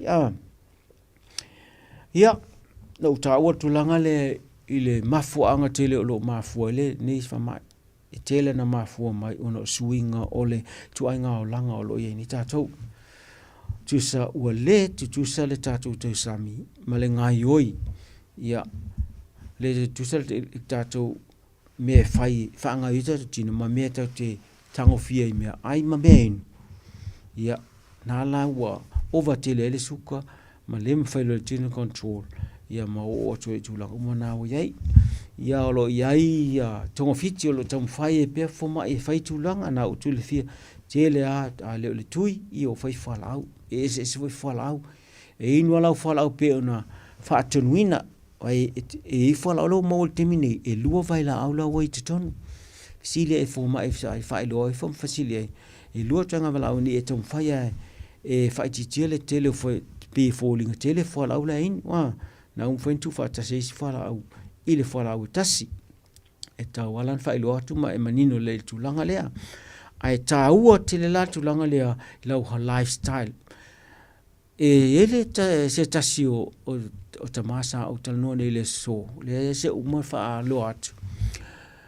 Ne ele na mole mau. O lewa na suka patoto maurunga. Hai ele men tupu le vasen tenei. O le masin tenei. Lea lau matua intu no fauta ia ma whai mea umone e awale whaalangalanga tele I tuong fitinga mena a whai mea ie whautua toi whamai I mea tau sami ia whai titia po le tua fo le suka whai titia mea le lolo ia ma mea ai masoa langa I tele o le masoa le suka ia malo le se mele lolo i ma fa nga yui la tatou tino i se nga i me folele e fai pea ma fa umi ina ia fa nga tau le suka i fa ma fai tino fa ta vale fa nga suka i tulanga o mai tauna i awone umi o ma lungo tatou suka stai milata no fa ai lo atle tulanga le lai e cha o fa mo tulanga le mo tamale ai mantua iai lava le fasi le ata o le meto sain misa o fasinga fo ile stemi fengo fia na mai tau tu o meto sami met ili tonal plate ma sen ai na tau sami e fu lava ia afalele ia al plate na ia I mo fuala au mena ia tele fuala au I lau meto sami ia nga se kuata o meto sami e ila mea ano e fatau sa fa ila meto sami ia o lesi kuata e fai tu e lola le mele leile moli ai o tatou meto sami pole a poli a lava pole ona o nei aso fai tatili ua tele na vili mea ai nei o lo fatau I supermarket tele mea pena o lo fatau ai ua tele tatou le toe tau fai e tau sami mea ai sa o lava I le I vilina le hera u fata le maua nei aso ia fai matalo ia tatou ia o sili atu lea nga o mea tau samina I lo lea laisa, sai mingi, flawa mata o mea lea ngana na wel temi lea nga isi toi ngā fai lai fai ai ia flawa mata ia ota ni toi ngā mea lai fai ai hape na fu ima le laisa ma sai mingi mea na lea nga tele ngai tele le masoana iai ia e vave tele alulungo tsuko ma fa pena ai la o mea tau samia lea lai amai mata ma fa nga e mo e tele le masoa ai umila na fa ta vale le tino ile tempo le fa nga solo I tono le puta ma fa ta vale ia na fa ta mo waira I o le suka e te tau na e maua o le si vaenga oma ia e avese umari tino na au tu fia e avese le fia au mau ia ne lana e fua tau iei ile tulanga I me tau sami so a faila ua le mawhaia ona e tawhia le suka ua whaamaunia e maua suka ia o le mea lai te tau na whai ia ka mawhaia e mai under control le ngata ia whala au pena whatunuina a ia mulmunta ia lai me tau sami mea inu malau exercise ni ia whapena ona le lei atatua ia awan is whaale tonu mantua le tatu pukalamina leo e matalo le masi wha ingon masina fau le masina nei e amataila la au amatana wala au atu ila tuna ai fia awai imfana wala au mai imfana fa maulu swaf wala au feli clinic ia pediatric doctors fa mawele lo swafa e sailia tuma mai lo le aso fa tino la e fai grupo fai ngofena fai takti awai uma la sona ina fa fai ngofio fa ai lo fa tino fai ta toa onga ma fai nga siaki es ina fa pe ona tu sila fia tulanga uma lava ia lelei ala fai tato malo a talima ia a tonu ini fisili tala levenoa ai mai ona sound ya tato recording lena o mai e moli mau a se tasi o tama ilo na ia lavanga singa se fa fai ngofiana malama ta pune tai ala fai tama longa All I hear is Radio Samoa, Radio Samoa, Radio Samoa. Tasilima iwa tolu amo. Radio Samoa. Kasilima iwa kuru amo. Jalo whanawao tia roa, ua tataina neile ua unanga e veni, mo whaatangwai au ki lani New Zealand. Numero tasi John Coulter Drive, ile Auckland Airport Shopping Centre. Tau whatapatonu lava le warehouse ma le countdown. Lau whale o fula wiloa le e veni, Auckland Airport Shopping Centre. O se tala fia nei Samoa, wei nei se tautua ma se unanga family noto mai le kampani o le City Car watu si tasi dua lua, Lincoln Road, Henderson. Te maua iai le tele o tawa la poa band, e o foi tatu tawa le laiti. Tadia foi la tau whaale tonu tongi e talafu, mo le tatu cashback. Ama tatu lima se lausi aga iatu le lima afe tala. Pe so te mai ulungia, Peter Pernanto le numera o lua tasi o wale walu fitu lua. Pe ama mia se tawa le fau molo ainga i le tau malulu. citycars.nz Radio Samoa, tasilima iwa tolu Samoa. Radio Samoa. Tosilima tu. Amo.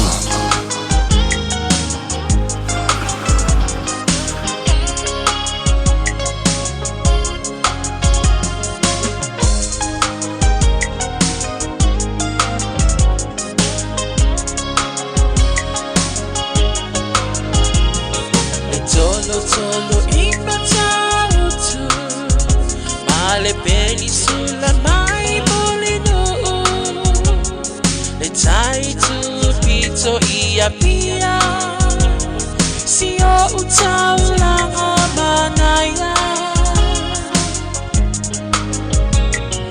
FEB mai ile sau o ata uma o fetu ole lani Sulungia ya umasia uhani a obasa balibali le pasina se Yesu solo ya Samoa lo uatulu se ifai mafia fianga ye mama atene matama Olo sisi vai ma pepese matata lato tunele a omae mane ilano ole niu na o obasi a ukele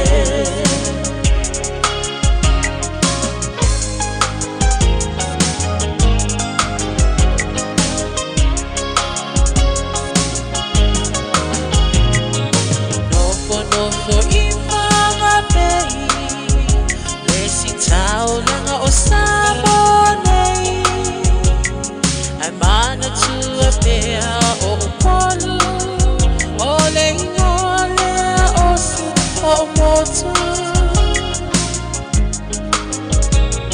Ele mawhai nanga o nangalo Le tape mali o mai singano Onofo haitine matama yunga lona awala lau papa Le pasina se Yesu solo Ya Samoa lo uatulu Se ifai mafia fianga Ye banga atene matama Olo sisi vai ma pepese matata lato tunele a omae mane ilano ole niu na o ubasi a ubele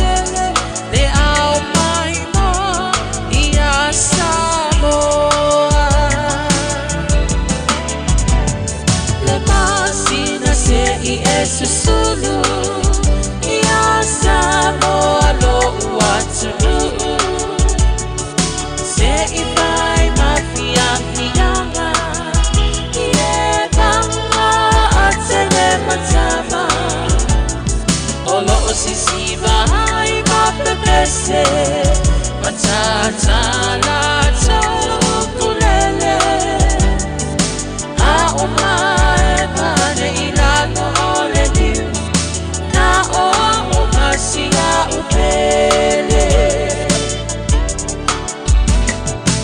a o mai pane ilano ole diu na o masia upele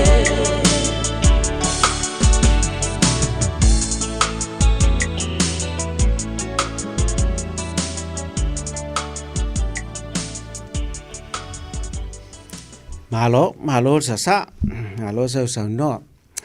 Ya o leo tato te limail tato proklame o lo soifua o lo o iu lava. Lo soifua maloloina o lo iu lava au. O le festa tato malo sa fatu se ifa alongo longo, se ifa fafonga mai lava i se moli maune e tama e tu sai le mai tu langa ilona lava ngase o le suka.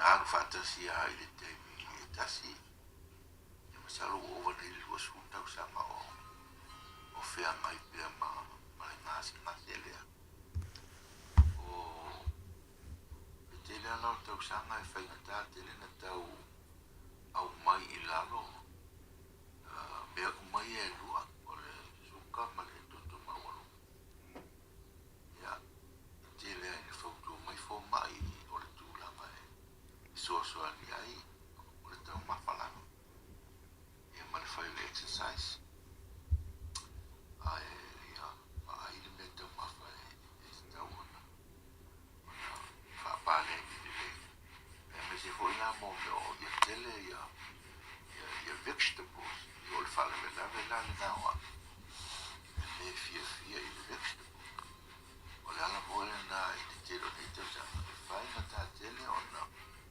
o mai lalo vaena ia e rua o le toto maualuma ia malisuka e le ua atoa nei le masina taluna sa o faataotolia la i le falemai ia ona o vaega lava ia e pei la o ina au ai le feaua nai ia le'i matamaitai foma La tamai nei na? matamai nei ia e o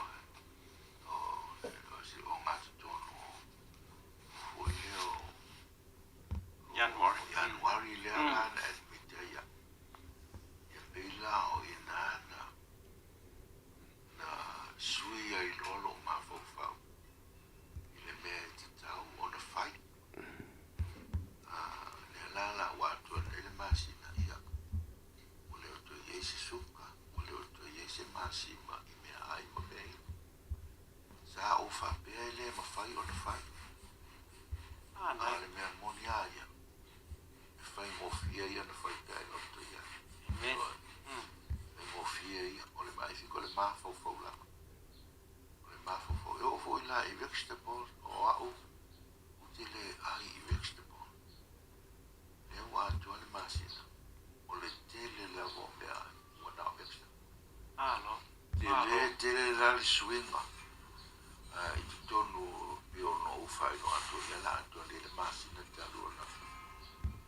Sui le diet o le meta usami ma le vai o le tu ese busy drink o te le al suinga o le sukaia o le between 5 and 6 le waya milligram tiang e sia ki fatu vai jaso work fefe le bela vale le waya mai moniala ma fa ma oni fa ma di meta mai te forma alo olai famatala mai ai tātou le fesoso o le whawala e a mai o tātou mā fawfau e a tātou di tau whai e whika i o tātou la mona ma mea tātou te mana na o i ona whai do le excuse ai rei loa o le fesoso ali mai lantu o i e to mai whapitoa pe o le su e to ma mea o ma whapena e tau tala mai mena i le tūlanga ua i ai le soifua maloloi ma le suenga e te tau ona iai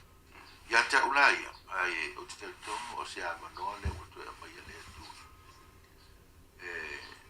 to e ta penai ta fiola uni si vai malo ta sui o le me ai ia o le vai fo ia fata se fo ila ma le ia mo fai le fai se exercise o le te minega o mea la na le o fai au te mori ma watu la te le ia le fasi di ngai malo lo fa wa matana ma le tino wa matana fo i mai le malo si wa mata fo i matala le le ma fo fau pe o le mesa ia vai anti e va mo fie la va mo fie talo nei na sui le mea tau sami ma le vai tau ma pe o le fata atu e fufuru va fo le tino ia wa leva na vai alo le mo le amanoa e mo le amanoa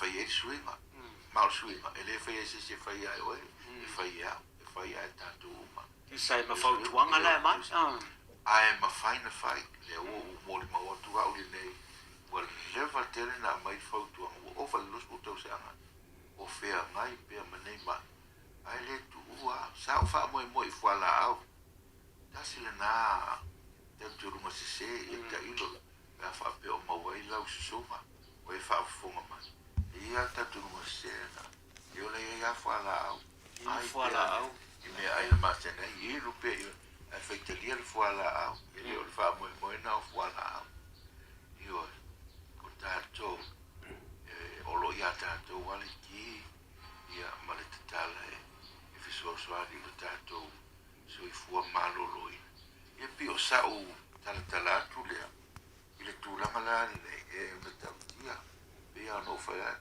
e fu fa to lo so ka ia so mai la to le masi le awa ia faafetai o lenā la ua tau faafofoga i se molimau e se tasi o tamā o loo faapea ona feagai ma le gasigasi nei ua 20 tausaga talu na maua lenei gasigasi ia sa faatino a me tae na molimau ia sa fai sa taumafai e fai le mea lea ai leʻi atoatoa ia peitai ane ia la ua molimau a le tulaga lea aua neʻi galo e tatou le musumusunga le li e tātou i mea ona whai tausi o tātou tino. Mai tau le fo le soi fō maloloina. E tolu wa vaenga o le whaare tino. Ia le mafo whau. Ia wha pēr ma le anganga. A wai le au ngā fo ina ona mātele i se situ. Ai le ato ato ai vaenga o mo le soi fō maloloina. Tau na iai. A wai pēr na ta moli mauta i al tamalea. Whaafitai mole mauola lea nei e lea uni na mawhirua e ma wha mauela na mongale lona lunga lana malienga e wha soa tua i tu sai matulanga o mo lau matua i whiala na ia le maa maolon tino ua ma ati ma malama lama whaulu na maa whau ma malama ngona le maa losi e whaatine whe au ia le ngatala e ua mole mauina alo na suka na ua ilalo ale me tauna iai o le 5 a te lea le ono awa foi o la ua tipi ale suka i metau sami i mea inu. Te e mawhaina tipi suka. E mawhaina le te tango suka. E whaiwhaia e maasani le inu e le te whaanga le suka. E tua e le susu. E wha manongi e. Ia ona na luele.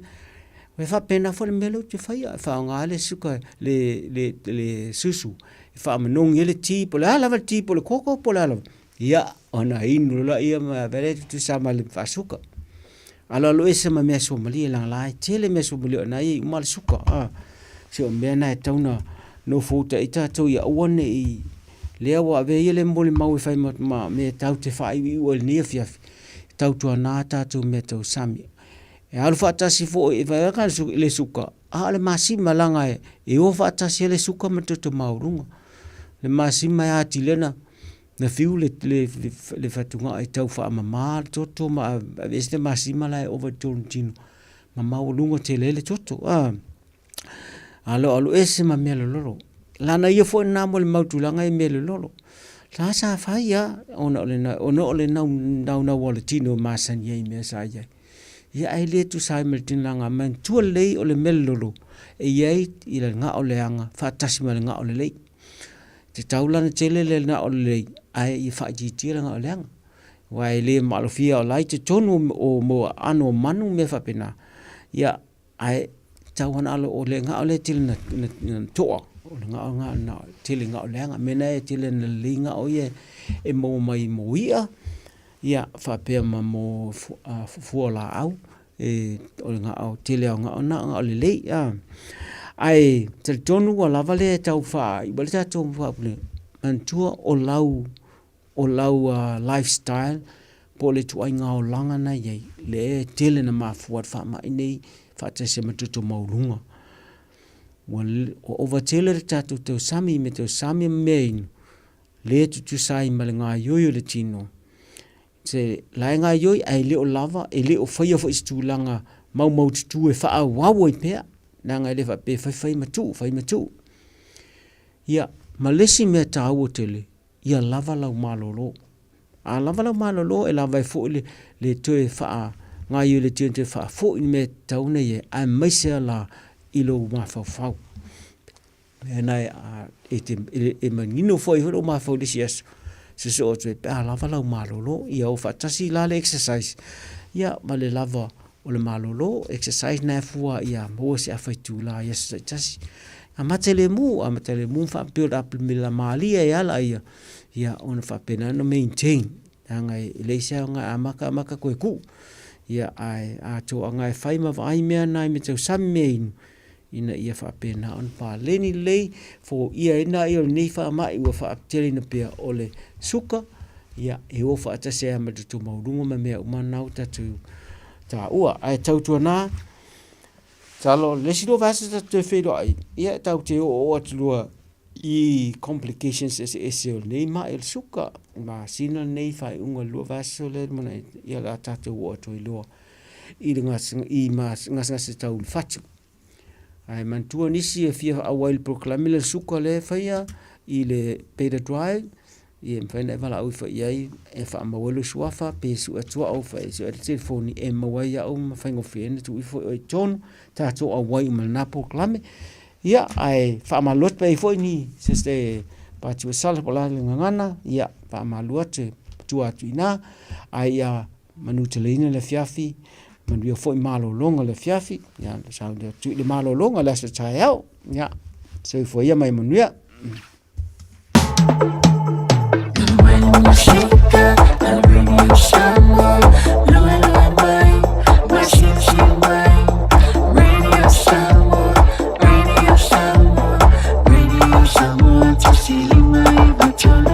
Radio Samoa.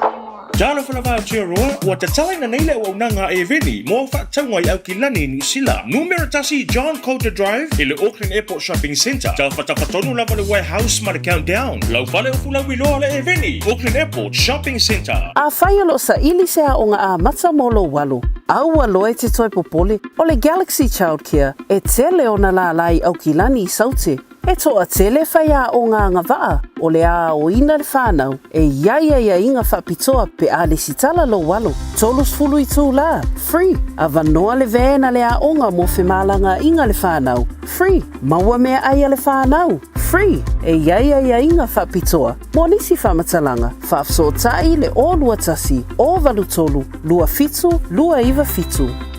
Talofa Samoa, o Atishna Ryan, o le Licensed Immigration Advisor mo le Auckland South Immigration Consultants. E visosoani mo so se tu ai ngā visa e malanga mai e New Zealand po Australia. Telefoni mai nei loa I le o valu o tasi o no valu whawhitulua. Po le o lua tasi o no valu fitulua tolu o. 24 hours a day, 7 days a week. Radio Samoa streaming live on www.radiosamoa.co.nz.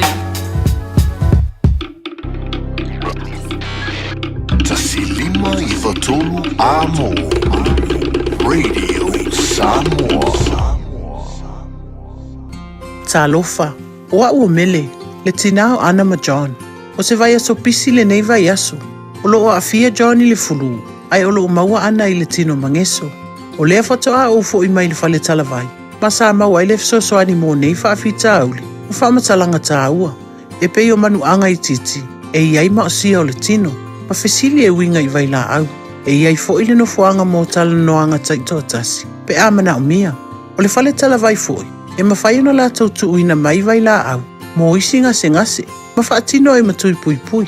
O lunga o le healthpoint.co.nz e te maua ai whaamtalanga o le whale talavai i le taupi tonu. Jalo whanawai o Aotearoa, ua te talaina nei le ua unanga e veni, mō whaatangwa i Aukilani New Zealand. Numero tasi John Coulter Drive i le Auckland Airport Shopping Centre. Tau whatawhatonu lava le warehouse ma le countdown. Lau whale o pula wiloa le e veni, Auckland Airport Shopping Centre. Talofa Samoa, o Ateshna Ryan, o le Licensed Immigration Advisor mo le Auckland South Immigration Consultants. E visosoani mo so se tu ai ngā visa e malanga mai New Zealand po Australia. Telefoni mai nei loa i le o valu o tasi o no valu wha fitulua. Po le olua tasi o no valu fitulua tolu o. Radio Samoa. Taslima e watolu. Amo. Lea ua tule male tātou te mile wati 5 minute o tele tula iwa ma ua te walunga tue fui male tau tua le sunga lefo mai Dr. Isaiah Tawarpini ma le tātou porkalabe na iluna tue fui male temi mo mua le nefo i te usanga o lau tue fua ma loloina o lo iou lava a ao. Ia ma le tawalunga o le tātou porkalabe le neia fiafi fatasti mai fui au na pa ia le atua. Ia wa fo i le tātou porkalabe pe o ne i le teimi o le filifilinga Pastor Ropanti Tumapu le ngata fo le Pastor Tavita Levuka. Ia ma le tātou porkalabe pe o ne iai le nei fo i aso lulu usi mai ar whaafonga o le teimi o le filifilinga tawalunga i porkalabe o le nei fo i vanga o le afiafi.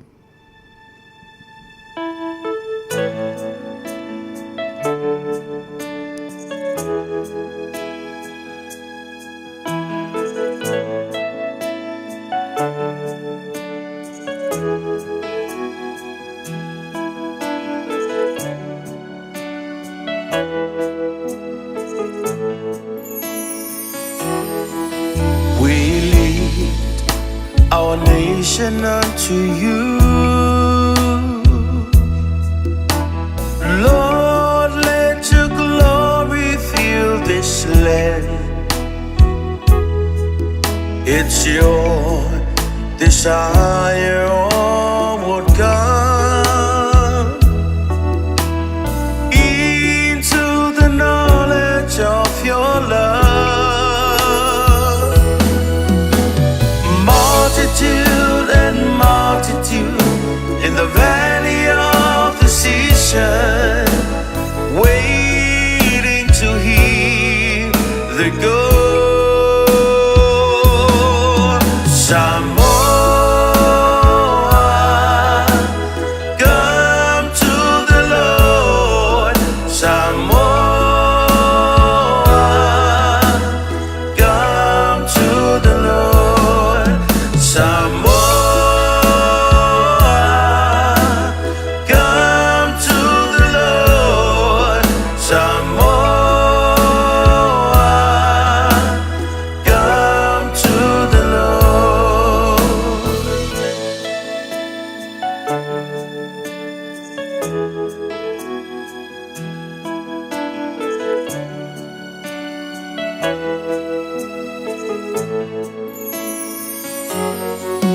Uamato si atu lele atu nu. Yesu yutumu ilo mamalu. Olo finangalo ya o mayuma. Ile mala mala olo alofa. Eto atele ilato ile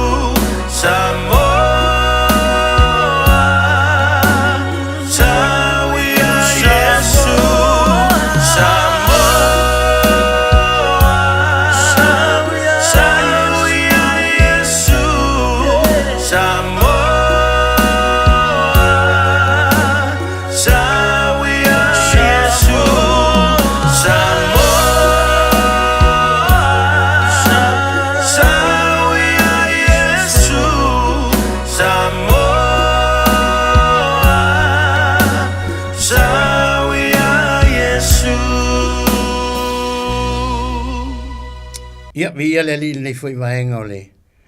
A fifi, whafta iatu I le atua I lana pui pui foi malana leo leo.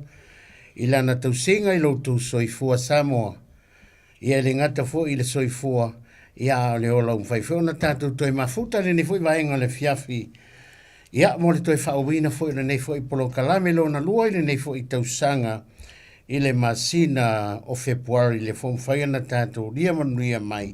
Ia o le nei fo ia fiafi le anga le lei ma le wha maoni I le tausinga lo tātou mo taisili o lo I le langi. Ai mana ia nei teimi whaatanga mai so teimi ne fiafi se whaisia tātou te talo. Ia ona amataria fo I leo le tātou por kalame I le nei fo ia fiafi. Fo I lava le vi inga ia te oelo mātou tua le nei fo I maenga o le fiafi. Mātou whaafta ia tu no mātou tua le nei aso atoa. Mātou taritonu no mātou tua le whiangai o le atunu I whiau mga luenga I whaiwano filima. Tofi matiu te le ngata fo I lea no mātou tua nei whanau ia o onga. Ia le ngata fo I lea no mātou tua le saralau solo le atunu I le nei aso I lunga le whangai lele. Maise o nei mātua tua I le nātou fo I avangatau. E le ngata fo I lea le lio au na mawhare tua I so se vaenga o le nei na lolangi. Ia mātou whafta iatu le nei fiafi no mātou tua. Le fo I le nei aso I na uapo. Mo watu le pauliuri, mo watu le malamalama o le nei aso. Ia o mai fo le pauliuri o le pongisa. Mātou te vi ia la mo fio. Maua pealo mātou o la tului. Maua lo mātou malosi malau wha malolonga. E ala I o wha lava lava ke riso. Manu malo I le sa. Tauro al nei fiafi le ie. Sila fia fo le nei po. Ma le wha malolo mai tusa ma le mātou maftanga. Ai mai se le ie le por kalame le teimo filfilinga I ala I lau upu wha wina. O lau da talo I le nei po nganga pa ia mātou te mana umia o le nei fiafi. Fio mai o nganga pa ia tau nei wha unga ina o au mea whai ngā luenga. Fetalai o nganga pa ia maria I o mātou loto. Lau da talo I lau wha unga le nei fiafi. Wa mātou te le mawhai o se mea lava e tasi pe ale ai oe. Whaur whalongonongo tapo I mai ale atunu o le nei fiafi. Ele ngata fu idea o au na mawhaletua. Ia wha pena o na wha manuia lo mātou tua le porkalame. Wha manuia le mātou maftanga I le nei fiafi Yesu. Tele se vi inga ia te oe ona o lo suafa. Ia wa mātou wole mavala au tuai. Amene. Amene. Ia vi ia le atua. I le nei fu ia fiafi Samoa. Fa malo lava tapua I le nei fu iaso a to ia manat fu I matalitonu. Ia sa fia ngai fu I le atunu I whai umtofi mtiute ma fi au mga luenga. I le nei fu iaso e masi fu I nai whanau ia o onga. Ia tātou te tau whai whaftai whatasi lo na malu pui puia. Ia o lo tau soifua. Ia e masi fu I lo ma wana I ola ma le na fu I wa iaso. Ia se I o mai fu I le nei fu I wa engo le fiafi. Mo le nei polo kalame I lunga lo penga ta whai langi. Ma te fifie whatalo fatu ma le sunga ia.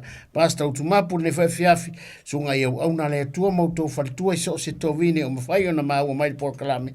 Ma lo le soifua muria. Ma lo fo le tau a taiwi e Yesu. Le ngata fu I leo le loa loa le atunui. Tupu mai o le atunu I le au whai uta ma le au whai tofa. Ia ma lor soi fua manuia. Ia vi ia Yesu e le ngata fu I leo nai mātua mātutua. Ia e fia fia whaata alo whaatu le nei fiafi. Whaaftai fo I lau tō fo I avanga tau. Mai se fo I paanga masani ala nei polo kalame. Lunga le upenga te whailangi. Ia ma te fia fia whaata alo wha. Ia ma ufo alo whaatu nei vaenga le fiafi. Ma lor soi fua manuia. Ia Yesu whaata alo whaatu I nei fiafi. I le sponsor nei polo kalame le sunga ia entu mal fatua I oneanga ia malo fo I le ngā lunue whaaftai ma o lautou sponsor ina o le nei polo kalame ia whaamonuia tēne le atua whaamonuia fo I le atua I fuafuanga ma polo kalame uma le nei fiafi so se vaenga o e mai moma ia le nei polo kalame ia fia whaatalofa ma o foloto o folo fatu malo so I fuamanuia malo fo le tau a taima so le sunga ia sauto I mafuta le fiafi vi ia Yesu ia whaatalofa tuera sunga le whengainga pati le fiafi Marolo se fomnia vi ia Yesu. Marole langi mama. Praise God. Au. Amen. Foi le whaafonga maua Samoa. Ia. Nā tātou o le tātou mtaupu. Amen. Praise God. Ono le tātou teimi mtaupu. E valu ale tātou te iai o le tusia Paulo le kalisi Roma. Taupu e valu le sa tātou talanoa I le vai aso ua tea. O le nei o le ai se whaasala I e o ia Keriso Yesu. Yesu o e le savavali la le tino ai la le anganga. O le mele na tātou tala noa le vai aso le o le manei o le amatanga o le tusi. Le wha manino e Paulo. o tangata wa ia Keriso. Po e wa ia Yesu. Amen. O le to ye se whaasala. Ia. O le maanaia la le whaamanatu. To e whaamanatu o tu fo i le pōle nei. E matua mauti noa. E se mea tatau. Ona tu o tatou wola. Ia Keriso. Ona o lewa whai mai le upu o le atua. Ua le to iai se whaasala. Ie o ia Keriso Yesu. E toi whaamanatu o tu fo i le pōle nei. Ia, o te loa fo i te le to ta mai pea whapea, toi whaalua atu na mataupu. Ongo o le whaamanatu pea. Whaamanatu pea. Ina ia tātou mauti noa. O laia Keriso tātou. Langa o le mea lea le mana o mia ele upu o le atua o le tuu o tātou wola ia Keriso. Leanga o le tuu ia Keriso lo soifua malo wola. Lea lai fai mai le upu o le atua le polini. Ua le to iai se whaasala. Ie o ia Keriso. So ele o fai maila. O e ua le lotu. Po e ua maua se lotu. Le ai. O le fai mai. O e ua maua Keriso. Po o e ua ia Keriso. Aia Yesu la oe.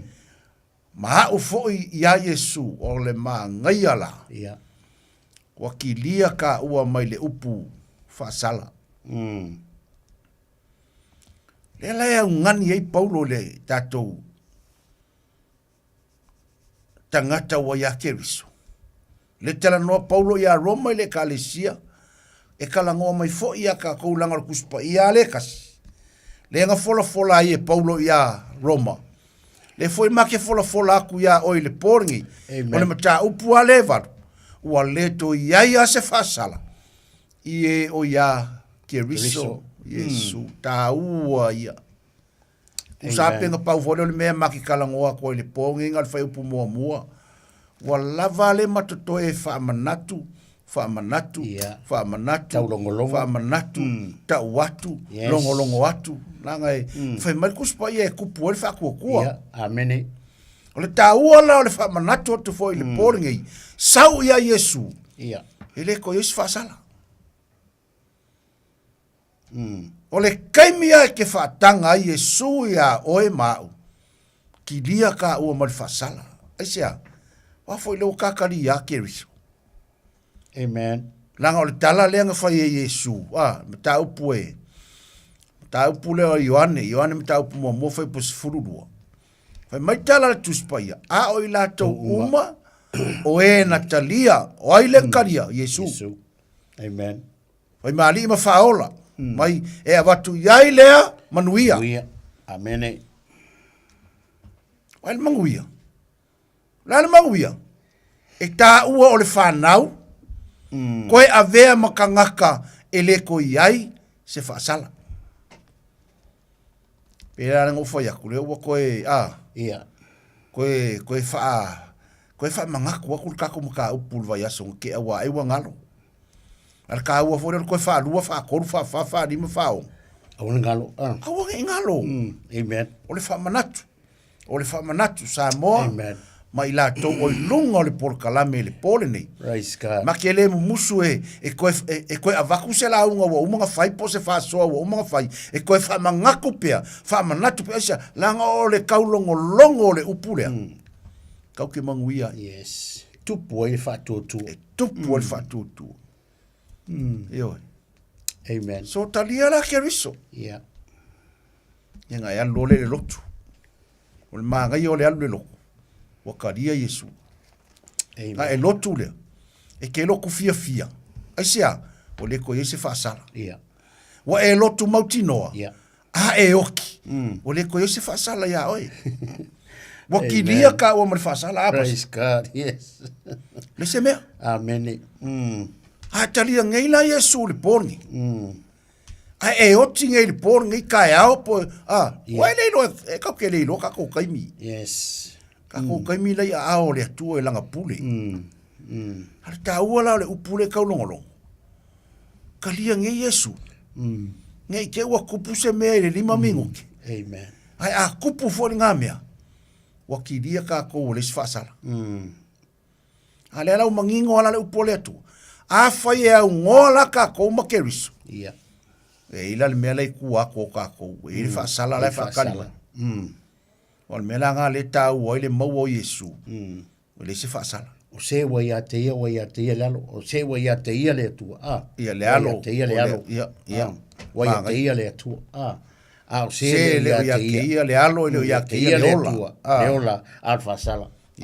Ma ngaia kelele. Le ka fai upu nga ke fa mangaku mai li pasta. Pe ia o le maka upu. E ko. O le yoni. Ia. Ia, si kau. Kala ngō mādi e wa e le whape. E le au ngā voi, ka ngaki a e le o. Amen. Ia. Nei sa.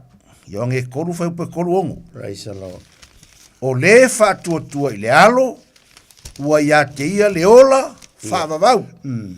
A o le whātua i le alo, e le iloa ia le ola, a o le toa sa o le atua, o lo tu mau, oka, a o le toa sa o le atua.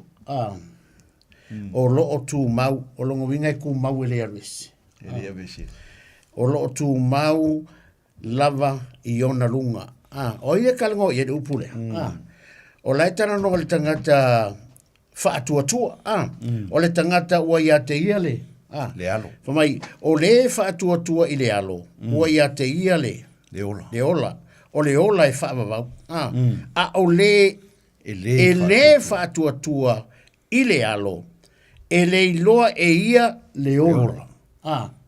O rongo winga e makuana ia ma se avangoa e o ke iloa i le ola lea. Pe a whai e leo ia ke au le. Le alo, e le whaatua. Pe a whau ke le whakoko. Pe a whai o te le whaatua. Praise God. Hallelujah.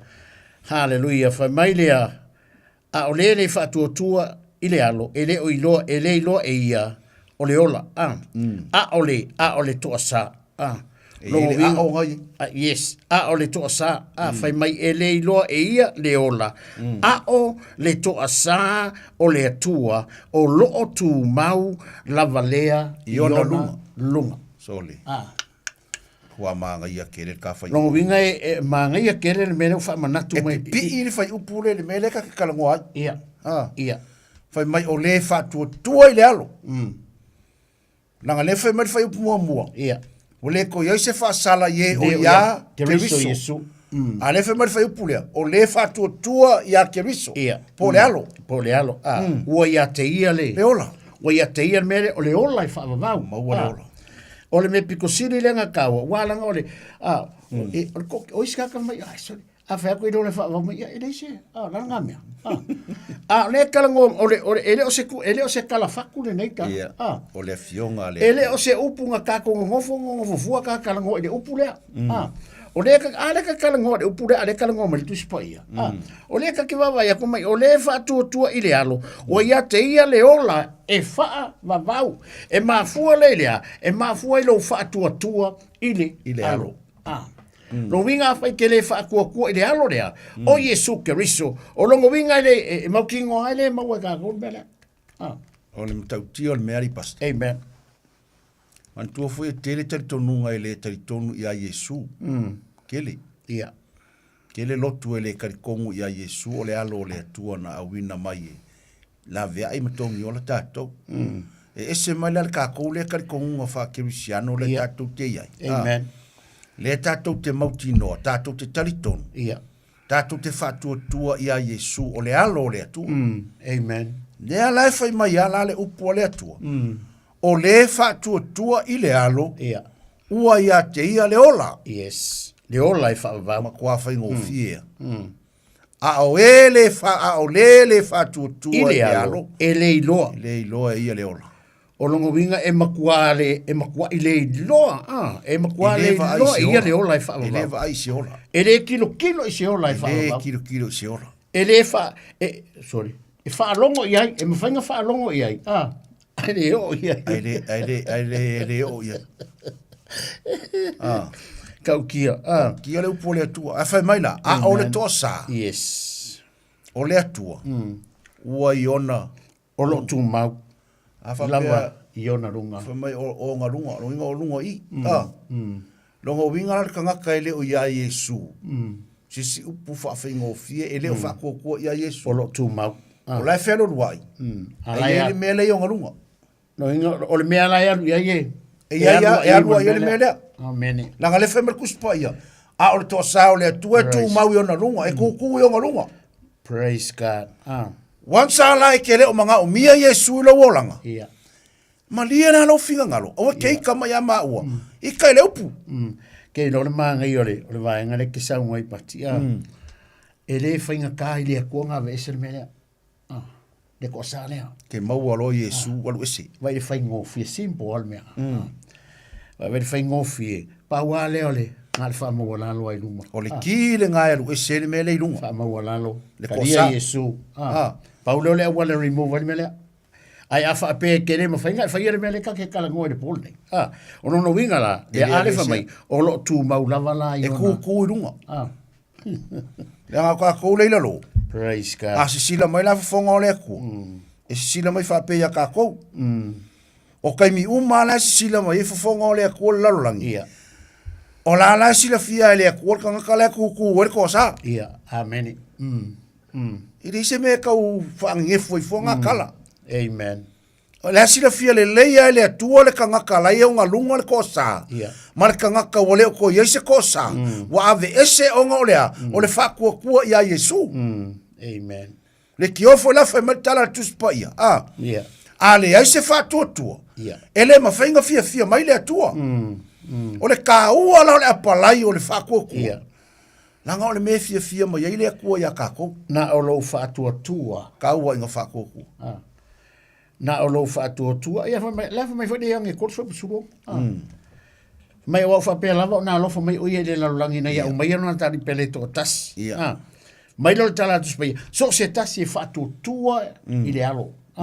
So se tas e whaatua tua i le alo lea. Mai lo tala atu spai, e le whango le nā tangata. E le whano le nā tangata. E whaatua tua i le alo. Ai maua e ia le. Le ola. Le ola i whaalola. O le finga ngalo ngā o le atua mo ka Praise God. Whaafonga mai le nei po le tātou au whaafonga. O le finga ngalo le atua mo oe mo au. Thank you, Jesus. Ia kako wola. Auang i whango. Ia. Auana i tātou whano. A ia tātou wola. Ia. O le fisili. O le ala meo ke whaia o ke olai. Ia. A le o kaumai. Ia. Whakua le alo le atua. A vea Yesu mali, a vea mawhaola i lo wolanga. Talia. O le avangola ngai a vea ese le mea lea. Amen. Praise God. O le whango. O le avangola ngai a vea ese le mea lea. O le kosa. Ia. Langa le whai malituspa ia. A o le kosa e o ngalunga. O lo i ona lunga. O lo tu maulava i ona lunga. Po o whea lai ke whea rua ie. Ia. A whai e ke musu ia Yesu. Ia. Ma di e la lo finga ngalo. O le ke whea rua ie. La foi ku ai o lunga kosa. Ele o alwis. Nanga le whai malituspa ia o le ku mau i o ngalunga. O runga ai, o kangaka le whakua. Amen. Tangata le taritonu. Tangata ele o avea Yesu matupu. Avea Yesu mawhaola. Alpor kalame o le taime o le filifilinga. Filifilinga e Yesu. Makele o whai aku kou ke filifili mani maloko. Yeah. Amen. Makele o whai aku kou ke o mani maloko. Le ai. Praise the Lord. Le maka whai aku. Sau ia Yesu. Amen. Talia Yesu. Whai mali. Fai mawhaola. Ai mga ola ke fia saun makoloko. O launga fai karia. Amen. Praise God. O launga fai taria o lau whiriwhiringa sa o loko lenga. Ai pau ale maka kala o le avaku. O le mafu anga fo le inga o fia o ke saun ngai polkalami. Amen. O ke sau e tau atu. Ia. Nga o Yesua. Kau ke ola. Ia. Talia Yesu. Amen. O le ava no le langi fai maritala Yesu. O le ala. o o le upumoni o o le ola fe mai e le mafaina lu atu se tasi i le tama pe ale ui mai ai Yesu amen praise God e le fe mai e ui mai se loku e kero fe ma kero fa le anga se loku fa fonga le mai o le lotu o le mea ka ua lua o le mea le lei kolu o le mea o ngā amen se lau posenge le loku yeah ni ke fo fa pese se ka kala fo fa lenga le ai ma ke lo fa yaku e le anga se loku o le ma ke fa yaku yeah amen fa ko fa le kong wa le loku pe ale ai Yesu amen no kala fo le kere ka ngaka fa mai ana ka ape loku kupe ka ape loku a o me kupu amen le ai o ke fa se ya ngaka ile ka ape se loku ni kupe ile ka ape se loku ni me kupu amen e kasi ale me ma ape ma ka ape le loku wala ile ku wala ile up wala ile up amen nanga ya lenga fa poko le loku yeah ele fa poko onga o me fa le loku e fa poko ka ngaka e hoku le loku e fa longo ile upulea amen praise God a faila ele fo la le upulea yeah ma avele upule ma le fa maongi ma le makau ile tua yeah e ngai ringa faile loku e va koi ka ngaka ka pua i ma vivi a o ma vivi wa alu le vi inga wa kau le langi yeah o nga faile o le upulea e ma fa mangu yanga i ka ngaka lolo amen o le upulale o le fa kongu wala o ka ko yeah amen me o le sulu yo ka ko wala yo ka ko vai male malama yo ka ko wala le upulea o le pelu kai mi ala e fola ile me le o le upo le ku amen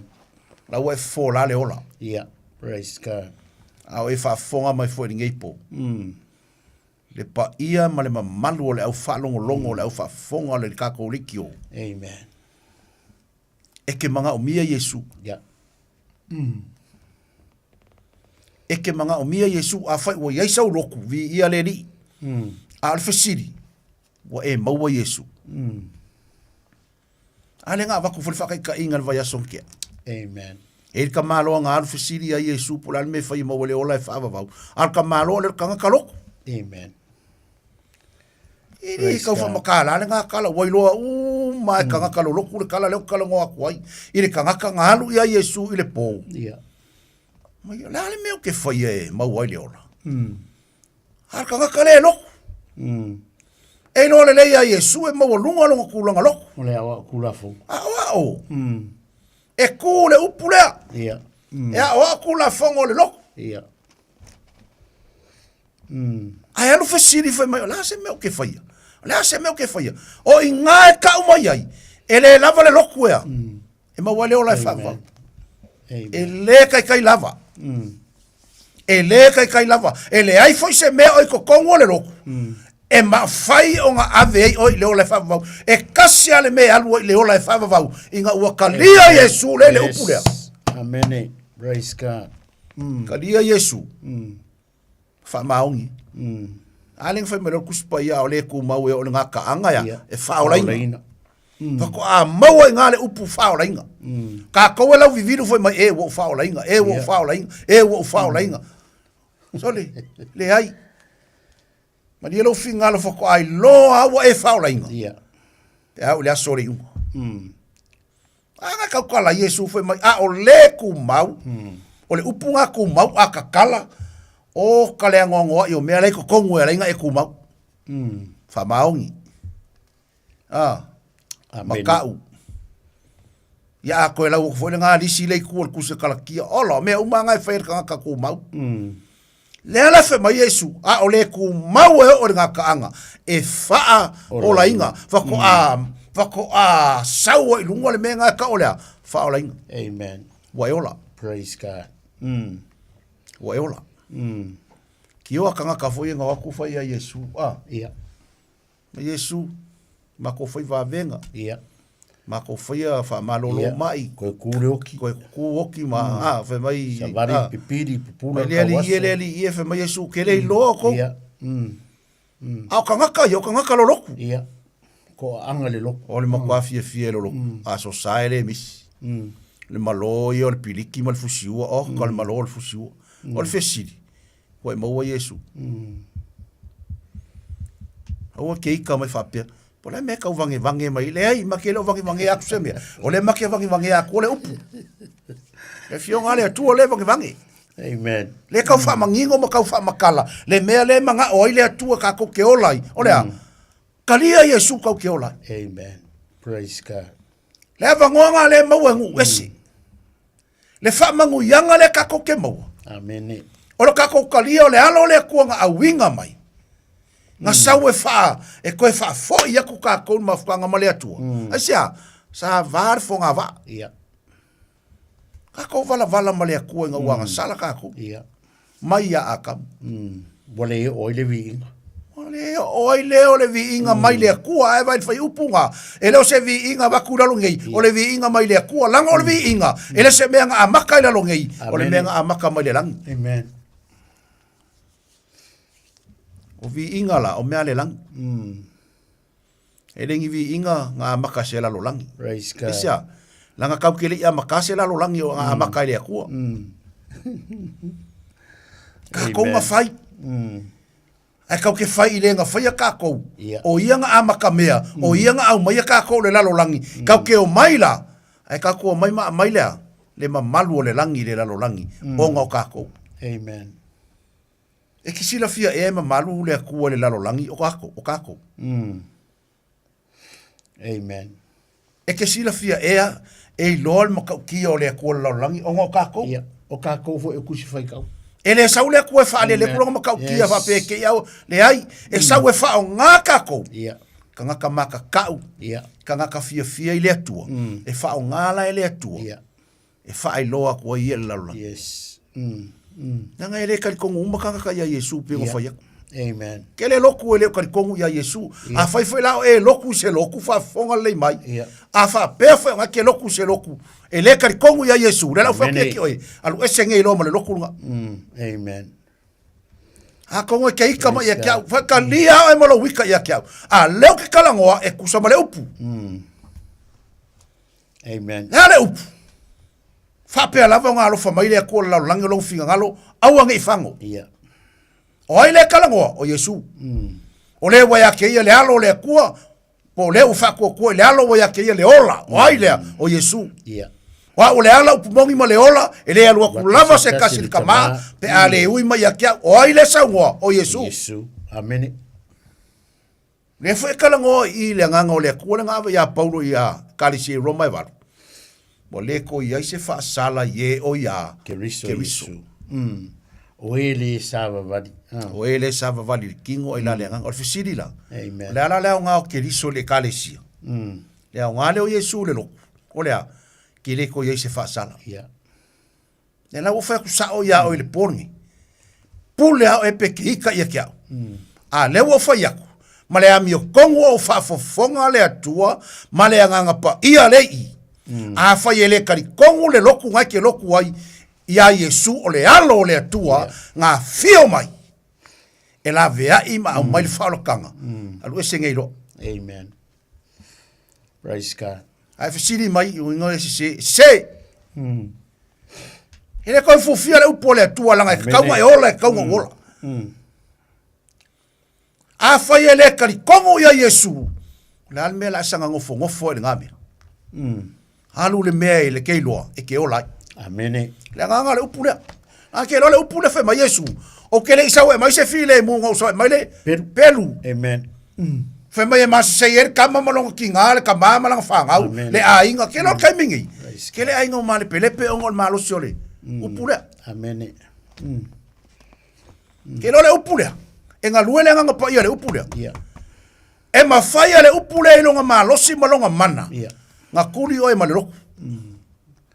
Amen. Pe ai le kalia le upu. Fai marikala isaia. E kasi tangata o ke wa ai ai. Nga o le ua wha mawa lalo longa loko. Ma le ua nga keke fo i la upu. Amen. Lea. Praise God. Le upu lea lea tu. Le lau ke kua le pōringei. e moli mau le pole ngei le aso fa masingo le atua. Pe a fai e ke le usikai e kusa male. Upu leo fola. Amen. Praise God. Ria la oi pola sa usa ngoanga ia ke au. Aolo ua lofa leo ke fai ako ia ke oi. Langa o ke leo wa kua ia ke oi se mepe pelo. O ke wa kua ia oi le upu le atua. A fai ua o wola. A fai ua o mauki ngoa a uoki ngei o ke alu leo lai fava vau. Le alau ke kala ngoa ia oi. Le tangata o le atua. Le a inga o le atua. Whanau o le atua. Ma le ko iai se whaasala ye o ia ke riso Yesu. O ele sa vavali le tino. A o le ai, la le anga. Ka ua i o le merea. Lango kako. Kau ke mo musu i mea wha le anga. Langa kau ke fia le kingo. Amen. Kala kuspa ia whamai aua kako ke a mio whaakasi male lalolangi. Nga o lesi le mea o le whapea ima ma mesi ele kala le leia le akua. Kau ke ofo i le atua. A kau ke oa makoso aku lalolangi i mea kau ke oi. Amen. A le whamai kala kuspa ia aua kau ke a mio whaakasi. Mare nei lalolangi. Kau nga sui kako a mio. A whaisa e a mio valeo ele koe a mio valeo ia kirisu. Amen. O le tāua leo le upu le ri. Tāua leo le upu. O le tāua leo le upu le ri e mwhaina suia i tātou. Ave ese mai tātou mai le lalolangi. Ave ese. Kako ese mai le meo le. Liana sui tūlanga i ai tātou. O le a mio whaakasi mana. Ngā ruenga lau. Me whaile le inga kele le vivesi. Kai mingi. O le a. A malosi kako wola wharikingo. Amen. Pi i le nganga. Praise God. Ka me o le ola i le nganga e au ngai me uma. E au ngari kingo ko e au ngai le nganga. Ai se afe markus paia e fe ke ngai me ia lua ke er kingo le nganga ke mai le nganga kingo fe mai e fe ke ngai ia ke ro aso uma e ke ala mai ka ia ke er kingo le nganga a fai ke fa le nganga e ke mala mai la kala le fa ia e le se taimi e le se kai me fa nga loko fa kasi e ele loko fa kasi ese la loto amen langa ese la taunu unga praise God mga kuā e ola li kingo e oki ao e ola wharikingo. Ngai alu le se ori ke ngofo ai. Whakari le aso whamsingonga ale atua. Ma vai le whamsingonga muli ale atua, peo ngā whai malkala al kuspa ia kako ke laulau kuku kai ko kasi, i lumal ngofo whamasino, o le atua e ta tau ai, tātou te tau i menga whai arikingo, pele lei, pele anga i kau. Praise God. Lei se menga ngā ae le akua. A whapela ki soi fua arikingo i ke le fia i mea le anganga. A e oki la. Ke haru se ori. Amen. A e whesiri mai. O whe mei se ori. La leila lo. Amen. A ho ona le kai me whare whamsingonga. E a ho le kai me sau esu kau ke koe o maia. Kau ke oe kari kako menga whai. A umananga kari ka ngaka leo ke whai aku. Ka ngaka wharikingo. E le manga o ia Yesu. A umanga whamasingo. Mai le ola kusi o wharinga o ngā lafo le paafi ma le te yo. O le oki whaarua le. Amen. Ai ara ka ngaka ola whaalea nganga e fia ia Yesu, ka ria Yesu whai mali ima whaola. Leo whai mali kusi pa ia le pōngai, wa le ko ia i se whaasala, i e o ia ke riso. Wa le se whaasala. Amen. E oki, ke alu parataiso. Whaakali ai ngai le aso le whamsingonga le atu. Amen. Man kua pangu ka le ngwha ia Yesu. Yesu, ai a whiolo malo man kua mai au. Whai Yesu, o nge ia. Nge ia ka ke whiloa ia le palkaiso. Whaakali ai ngā. Amen. A umalo le whamsingonga. A velo leo ka kou le whamangu ianga lea o le ola e whavavau. Amen. Le whai marikuspa ia le ko ia se kangi. Le ko ia se, se oki. Le ko ia se mai. Le ko ia se whangongoa. Ai fa mai ngā le ori e whaavavau la. O ko miki alo mau o le ola i whaavavau. Yes. E o ko miki alo mau o le ola i whaavavau, pe a whai ke uskai rau pui ala i whaatua i le alo. Whaatua. I le tā ua te le o le umanino ale a fionga pa ia le atua le fiafi. Le wa tau mai a ma tātou wharongorongo, wanga le nei mai rea nganga pa ia, koe whamangaku mai ai tātou. Le awala tātou te maua i whamoe. E kako ke le maua se whamoe se isi lava mea. Le wa ta mai lava ngo pauale o le alo, pauale o le awala e mawhai o na tātou maua i le wha moe moe lea o le ola e wha wawau, o le wha tua tua i le alo. Amen. Longo winga ale ai Yesu, e mauti noa, e le mawhai anga kako sauwhanga i le. I le wha moe moe lea, e kako ke ola ni nei lalolangi. O le ola lea tātou te olai, o le olai uma, o le olai mawai. E iai le aso e uma i le ola le tātou te olai. A olo iai le, o le o tala noa mai, o le alo, o le atua soifua, o Yesu ke riso. O lo iai le alo, o lo iai la le wha moe moe le, o le olai wha wau, pe a whai tātou te a wha atua tua i le alo. O le atua, o Yesu ke riso. Ma pau leo le awala tātou te mauai, o le wha moe moe lea, o le ola e wha wau. Ai sila fwoi tātou, ale vai wha mangingo mai, e o la ia, pe a whai pe, o kere, e o whai sau whiringa. Pe a, le ala whai mai maltala tuspaia, a o lela e le wha atua tua i le alo. A o le e le wha atua tua i le alo, wha mai lo le tala tuspaia, e le i lo e ia, le ola. E le ilo le ola. E le va ai se me ka o se ola. E le aia ma se ava ngoa i loa le ola. Le se me. A le o tau manino mai a.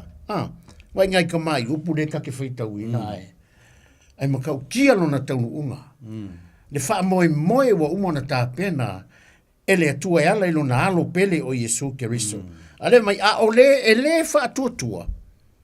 Fa mai lo le tala tuspaia, e le i lo e ia, le ola. Ai ai le mea lai, lenga muli mai. E whapūrou leiku. E le whapūrou leiku.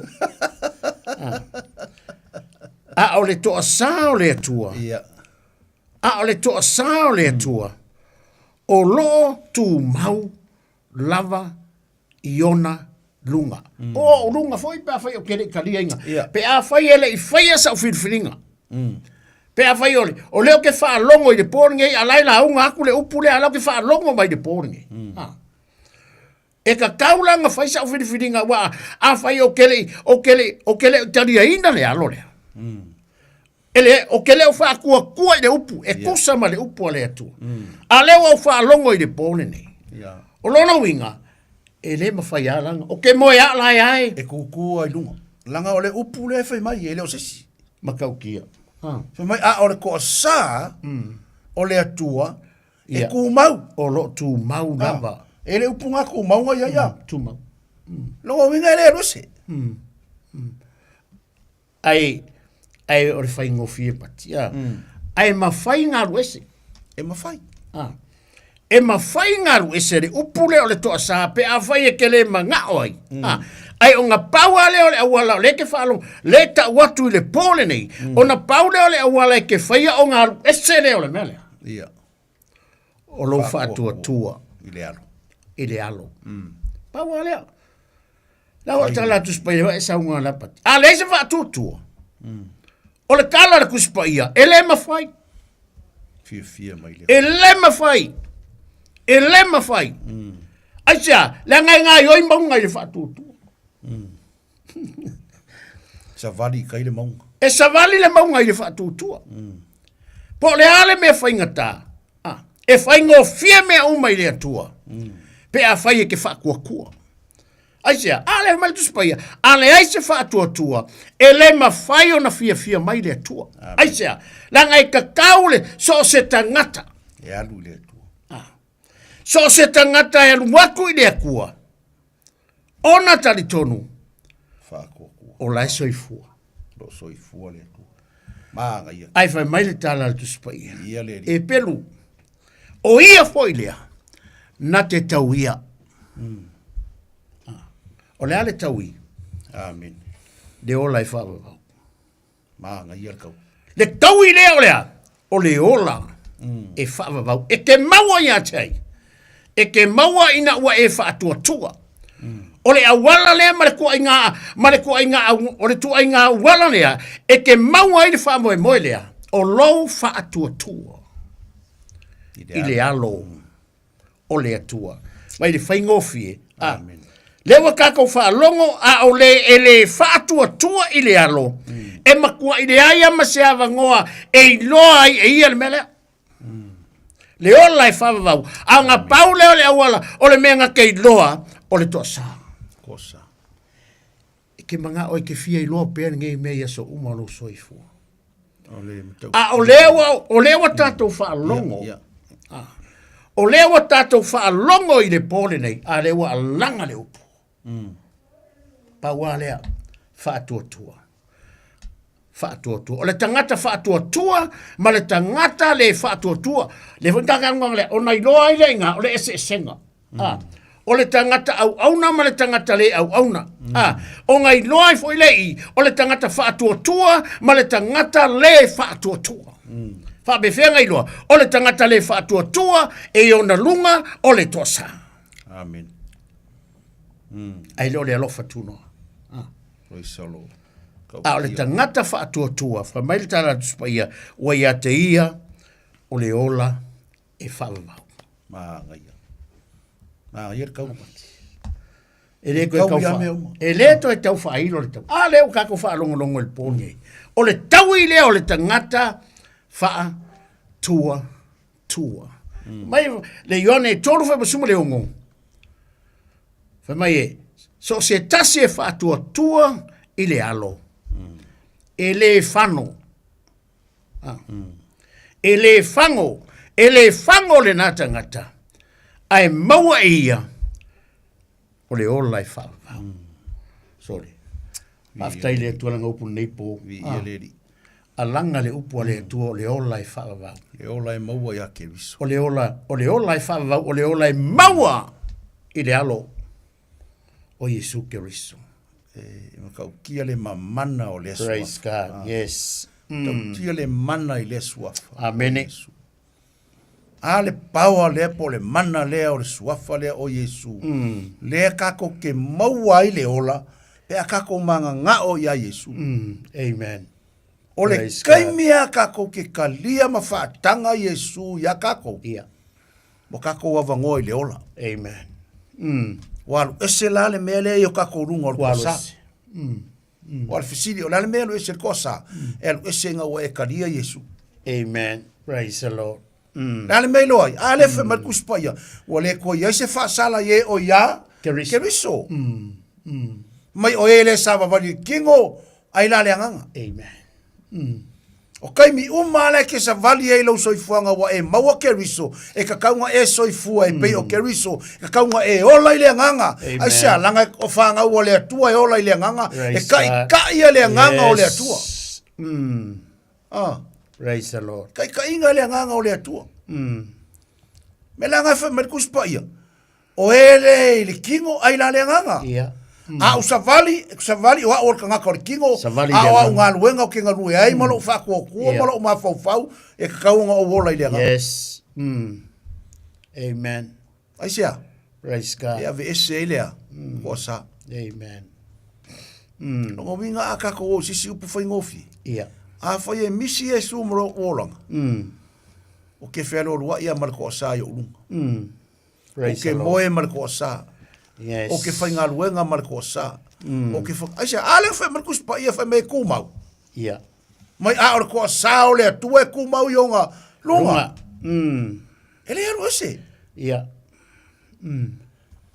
Praise God. Ka ko fe o ki ala ia lea. Ele o ia Yesu ka ko olanga. Ai or ke me fai moli mau fai mai or ngi ka ngaka o mo ki o walu le lang. Praise God. Ai le yola ku sa male langi. Amen. Ele yola ku sa male upu sa ola fa kingo. Amen. Pe o ki fo sa mi o vale ku lo. Ia. E fai mai or ngi ka ngaka ia o mo ki ngoa o. Hava no atu le langi ma walu atu. Nga o le akua nga ki sila fia nga mea. Amen. A le kau ke ola ku sa male upu. Fa masingo la le upu le upu. Yes. Ale wingo le kale fa masingo le upu le upu. A le upu le nga fai mai. A fai ele ya Yesu ka ko a fai ka ko ke le fa ko ko le alo. Ele se va ngo le ola ya ka. Ia. A fai mai. A o ko sa o le tua. Le ku mau dunga. Ele fa pela ya mi o valea. Ai o ki fa mai alu le lang. Amen. Ele ingi me fa pe nga le lang. Ia. si vanga nga Yeah. nga mo se vanga e fa ko e se i mo fa mo la lo ia o me nga ile lo se nga o le tu ang silfia Praise God. ai lo foi la e o ki ala mo singa vanga fa ko e se lo Yeah. fa mo la lo fa pe Yesu ia o manga o ia o ila songi nga le la woki Amen. o kalmanga ia me nga ka o ka kai poko yoki Yeah. poko yoki Yeah. Amen. alo lo la oki alu lo mo fa ko e se nga fa mo wala ma fa mo Ai filinga ma. wa fa nga fa ia up ai le mo fa mo ila Praise God. mai le man ko la pangka fa ko afi kau ia Yesu mal pangka no mo sakau Amen. fa ko afi mai al pangka Yesu a e fio lo malo manga ko mai na lo fa ia Yesu o sia o fa ko ia Yesu ka kale ma Yesu ngeia ngeia Amen. o ngeia ai manga fo ia Yesu ngei o ngeia ke ro felo ia ma Yesu Praise God. o ngeia ke ro mafuka ma Yesu le kala ngoa ko le upu Thank you, Jesus. e le o se ma upu le upu le atua Amen. le fionga le atua Amen. Samoa le fionga na le atua le nepo Amen. Pastor Talbot. na fai ka ko kalo Amen. talo le fa'o tanga Yeah. Praise ai God. mana o te fa tai tai o lau wa Thank you, talo Jesus. le lau fa le oina ai te fa tai tai mai ma e fa tu tu aila Amen. a palai le melo le fa ko ku ka Praise God. e keilo o e a le o e fa ko e sia o Yeah. ma fa mo wala lo a o ma vea Yesu e talia i lo lotu o le atato te talo Praise fa tai tai mai Yesu Yesu. o fa longo i la upu O falongo i la upu. wa o mai lo lotu Wa o mai lo loto. ma o wi lo ai O ilo ai. o a u o le tangata ngasa O le tangata ngasa. fa mangalo a u Fa mangalo. tele o mesi sena o faia Tele o mesi. a wo fa longo i le pole nei A wo falongo i le pole. e mana o mia o Yesu E mana o mia o Yesu. e talia i to tono lo lotu E talia i to. o le pole nei O le pole nei. tau tino atu Tau tino atu.